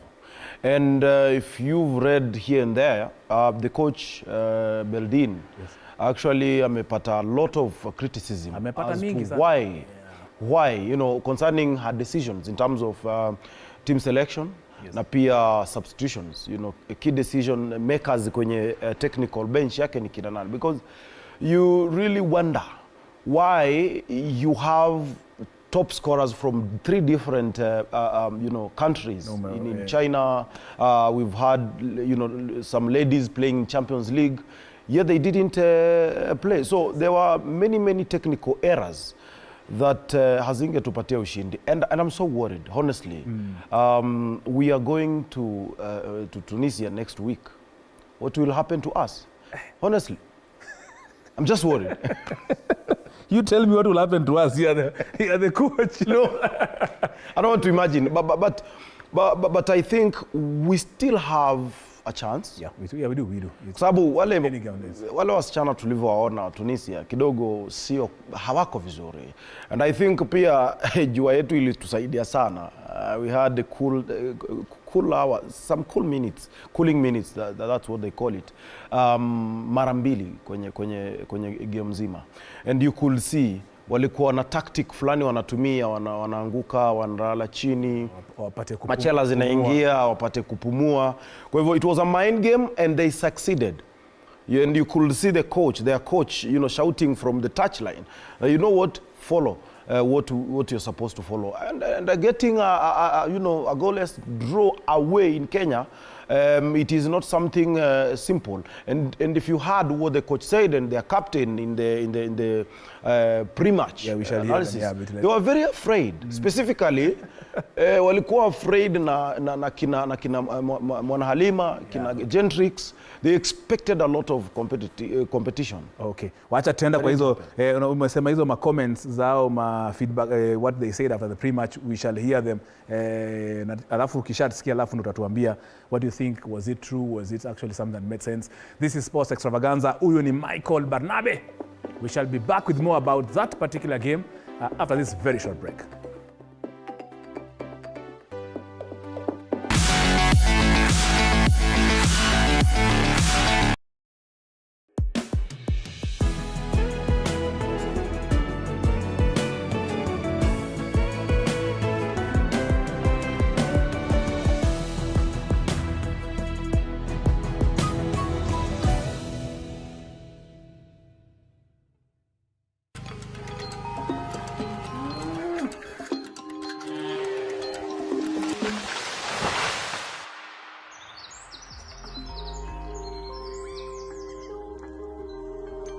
Our world is changing every day, and so should we, for the better. Each week, we tackle the big why, the question that should be on everyone's minds. Why isn't this fixed yet?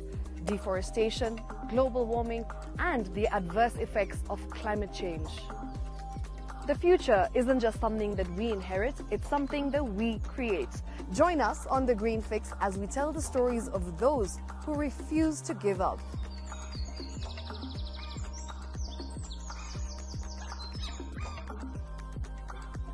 When it comes to fixing the planet, there is no time to waste.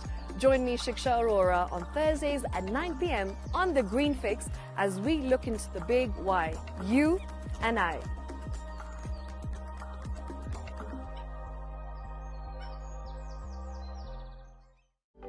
For comprehensive information and education on your health, Body Garage is here. Don't allow anyone to pluck out your good tooth as long as it is strong and stable. Cancer doesn't start today and you get the symptoms tomorrow. By the time you pick it or the time it is manifesting in you, probably will be there about 5 to 10 years. The eye is the window to the rest of the body. Don't forget to stay hydrated. And of course, you at home do take your water. So the ultimate test is actually you check your urine. Your urine should be clear. Clear like the water? Yes. Should be able to see the other side of the urine. If your urine is colored or has changed color, you cannot see the other side, then you have not taken enough water. Don't forget regular health checkups. Early detection saves lives. I want the message be, we can prevent cervical cancer. We prevent cervical cancer in several ways. You have young girls And even somebody who's above that age, you can pay at least every 3 years. Somebody should have a pap smear done. If you are 40, 45, 50, going upwards, once a year, please go see a doctor. Yeah, it's just for normal routine maintenance.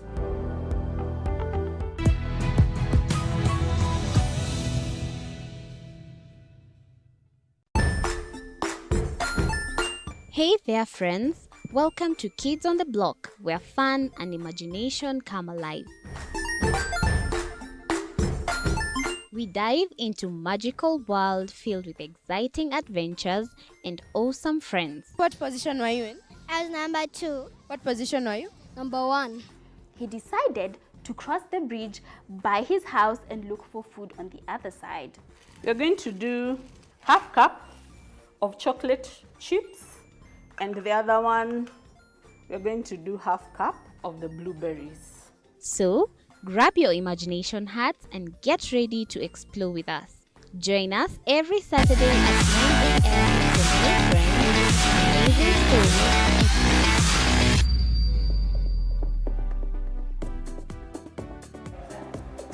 Welcome back. This is Sports Extravaganza. We are live here every Saturday on TV47 all the way from 4 p.m. to 7 p.m. Kenyan time. Thank you very much for making time. I'm not alone. I am with, of course, a football coach and also a football analyst and commentator, one of the best in Kenya, Michael Barnabe. Thank you for staying with us. We're actually speaking about the Women's Africa Cup of Nations qualifier game, the first leg that Kenya had and played against Harambee Stars, played against Tunisia yesterday at the Ulinzi Sports Complex. All the chances, yes, this game can go anywhere, 0-0 scoreline. However, we know we are going away. Now that one gives us shivers. And that's, of course, what we're having that conversation with Barnabe. And if my director scholar, we would like to hear what, if you have Hussein Mohammed or Beldin, or which one you have. Let's listen in to Hussein Mohammed, first of all, who is the president of the Football Kenya Federation, about what he said after this particular game. Preparations za wasichana already tumeona imekuwa matokeo sio mbaya sana. Lakini kuna room for improvement, and I'm sure the team will do better next time. Of course, put the team in camp. We have made sure that we will put up a good show during that AFCON under 20. And I have no doubt absolutely with the support that we are getting, especially from government, that the team will be very ready. You can see today the preparations were immaculate. I mean, the game started well on time. Fans got for the first time, we digitized the ticketing system. Spectacular tournament that they displayed this afternoon. They may have drawn, but when you watch the game, those of you who are there throughout from the beginning, they did a good job. And from the training that we've had, from the preparations that they have had, we are quite happy that even if they went to Tunisia next week, on 24th, they will be able to do a startling job. And therefore, as government, we are quite happy. We were tactical against them. You could see that we could still use our wings. We used the wings. We got a lot of chances. It's only that we did not take our chances. The entire match to may contain, and maybe the luck was not on our side. Kuutilize chances zetu.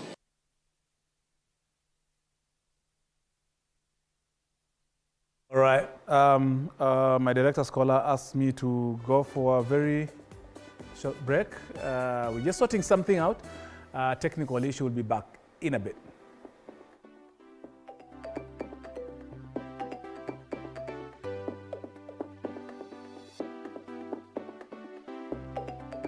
All right. I'm being told I'm still looking all pretty on air.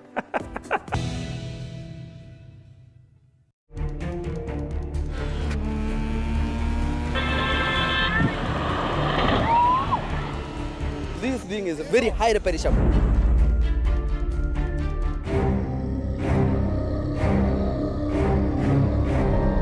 Then she promised once we come home for the half-term break, she has a present for me.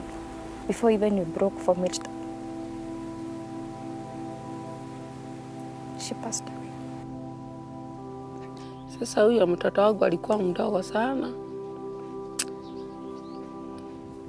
Mambo yalibadilika sana. Yamekuwa magumu zaidi. Kwa sababu nimeachwa hata na watoto wadogo. Kwani watu wa miraa kodi yenye wanalipa, kwani inakuwa mingi aje yenye ati hata hawajali wakipoteza mioyo ya watu. Serikali ikishindwa na wao, tunasimamisha hiyo gari, dereva tunamnyorosa viboko 20.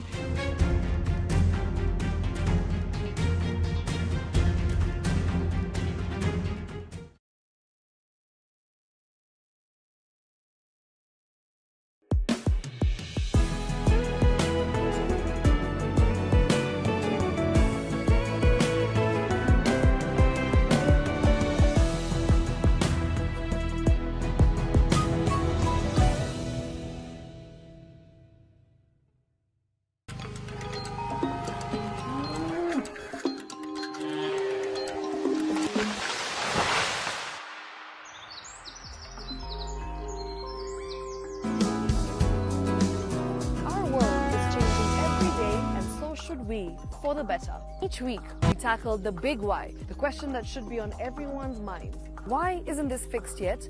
Deforestation, global warming, and the adverse effects of climate change. The future isn't just some... Welcome back. We apologize for that very short technical hit. Lazima hizi mashini zipumue. Hata wewe ukikazwa kidogo hivi, unasimamanga, unasimama. Najua wanaume wanasemanga ningependa kusimama. Welcome back. My name is Tony Kwalanda. This is Sports Extravaganza. I'm not alone. I'm with Michael Barnabe, football coach, and of course a football commentator and analyst. We were in the thick of things about the Women's Africa Cup of Nations qualifier, Kenya versus, in the women's category, Kenya versus Tunisia 0-0. You've heard, of course, what Hussein mentioned. That is the FKF president, Hussein Mohammed. We also heard the engineer Toom, who is the principal secretary of sports. We also heard what Beldin Odemba talked about. Barnabe, were they convincing enough for you? Ama yote ilikuwa ni PR? Well, I think let's give them credit. Okay. They're still here. And I'm not speaking from a point of maybe ati nilionea kwa TV. I've said nilifika mwenyewe, and I was there like 40 minutes to time. And the federation got the basics right. And this is the most important thing. The basics right in terms of even at the gate. What are, the procedures? Wakenya katika kuingia kwa stadium. There's a day nilienda kule unapata kulikuwa na line. Wameshindwa kabisa ku queue in hata pesa kulipa tiketi na kwa ngumu just because watu ni wengi and the systems are tired. But they got it right. We were all there. Tuliweza kuingia. And you could see even for the first time, actually I was speaking about for the first time, I saw a steward, amesimama haoni game. He's just facing the crowd. Ako yana monitor what's going on. Understand? And I saw ball girls, they got it right? So before even tukuje kwa game, and game ilianza 3-1. Perfect. 3-1. And that is something ambayo lazima tuwapongeze kiukweli. Maandalizi iko sawa. At least sasa watuvutie kuja stadium. When you want to watch such a game with your family, you want to have that good time. I mean, you have to be sure that your people, your family will be safe. And that is when now tutaingia stadiums. All right? So when all these things are right, then sasa tukuje kwa game. Unajua, the game is the responsibility of the coach and her technical bench. That is another thing. But for the stadium and preparations, we got it right. And actually, if you could see, kulikuwa mpaka na maji na mwaga inanyunyizia uwanja. The world, the uwanja. Tumezoea kuziona kwa hizi games za kina Man U, hii timu mbaya hiyo. So it's not, they're going wanaenda relegation, by the way. So it is not tusizione tu kwa timu. Yes, and coming to Beldin, I think as a coach sometimes ukikaa kwa ama ukiinteract na akili ya coach. First of all, Tony, akili ya coach, ya mchezaji, ya shabiki, ya commentator, sports writer ni tofauti. Totally different. People are saying she introduced a school-going player. na akaacha kina Gentrix kwa bench. It is true. But there's something probably she was, doing. She was trying something. And you don't know what happened pale nyuma. A lot of things happened kwa dressing room. But wacha tusispekulate. I think coach had her own tactics. They worked partially. Na mahali kwingine hazikuwork. All right? So as she said, she learned from the whole thing. She's now going, better. So wacha tumpatie space. It is the first, I think, the first international match under the new regime, federation. Let us give them some time to angalie, because game 1 hakukuwa na issues. People came and people left in peace, and the game ended. So it is not about peer win as I can put it. I may put it at this moment, at this stage. Wacha tukue wapole kidogo. Wakenya tuwasamehe kidogo. Ikirudia ya pili ya tatu, basi tutasema jamani, there's a problem. Yes. Indeed, niko na 2 minutes na sitaki mimi niongee, ni wewe nataka uongee. Yes. So what next for Kenya? Remember, of course, we're talking about this also. We have an international game, a big one. Naitanga game ya Gor Mahia na AFC International. Of course. Na itafanyika wanasema itakuwa Nyayo. Do you think that will be possible? And do you think what would be the ramifications of bringing a huge game like that, and they're testing this uwanja, and they might take this uwanja to back to the drawing board? Yes, of course. And I think it's all in our minds. It's all in our minds at the AFC, na Gor zikicheza, we have to fight. No! Planning. No, actually, this is the best game to enjoy, to go and watch. So for me, the basics, as I said, zikiwa right, poor, because it involves both parties, the AFC and the GOR. Preparations ziko sawa, and the federation naona wako so active into making sure that we professionalize the handling of such matches. Yes. To a point where even guests, even foreigners, or even high profile people can come and watch such matches. I mean, we have a lot of visitors in Kenya. They want to come and experience. So why can't it happen? So I think this time around, wacha to mark, to tick our boxes, and this will be something ambayo haijawahi happen. Fans wa FC wataingia, Gor wataingia na wataenda kwa amani na isukuti zao na vitu zao, waende watulie. Whoever atawin, we all have to accept that ni 3 results kwa football. Yeah. And that as fans, na wasisemage ati mafans ndio wanaleta shida. Do you want to tell me that saa hii mimi kama fan wa Chelsea ningekuwa Stamford Bridge ama wapi penye tulipigwa na Brighton 3, singekasirika? Ningejam. Lakini ni nini itafanya nichukue action ya kurusha mawe?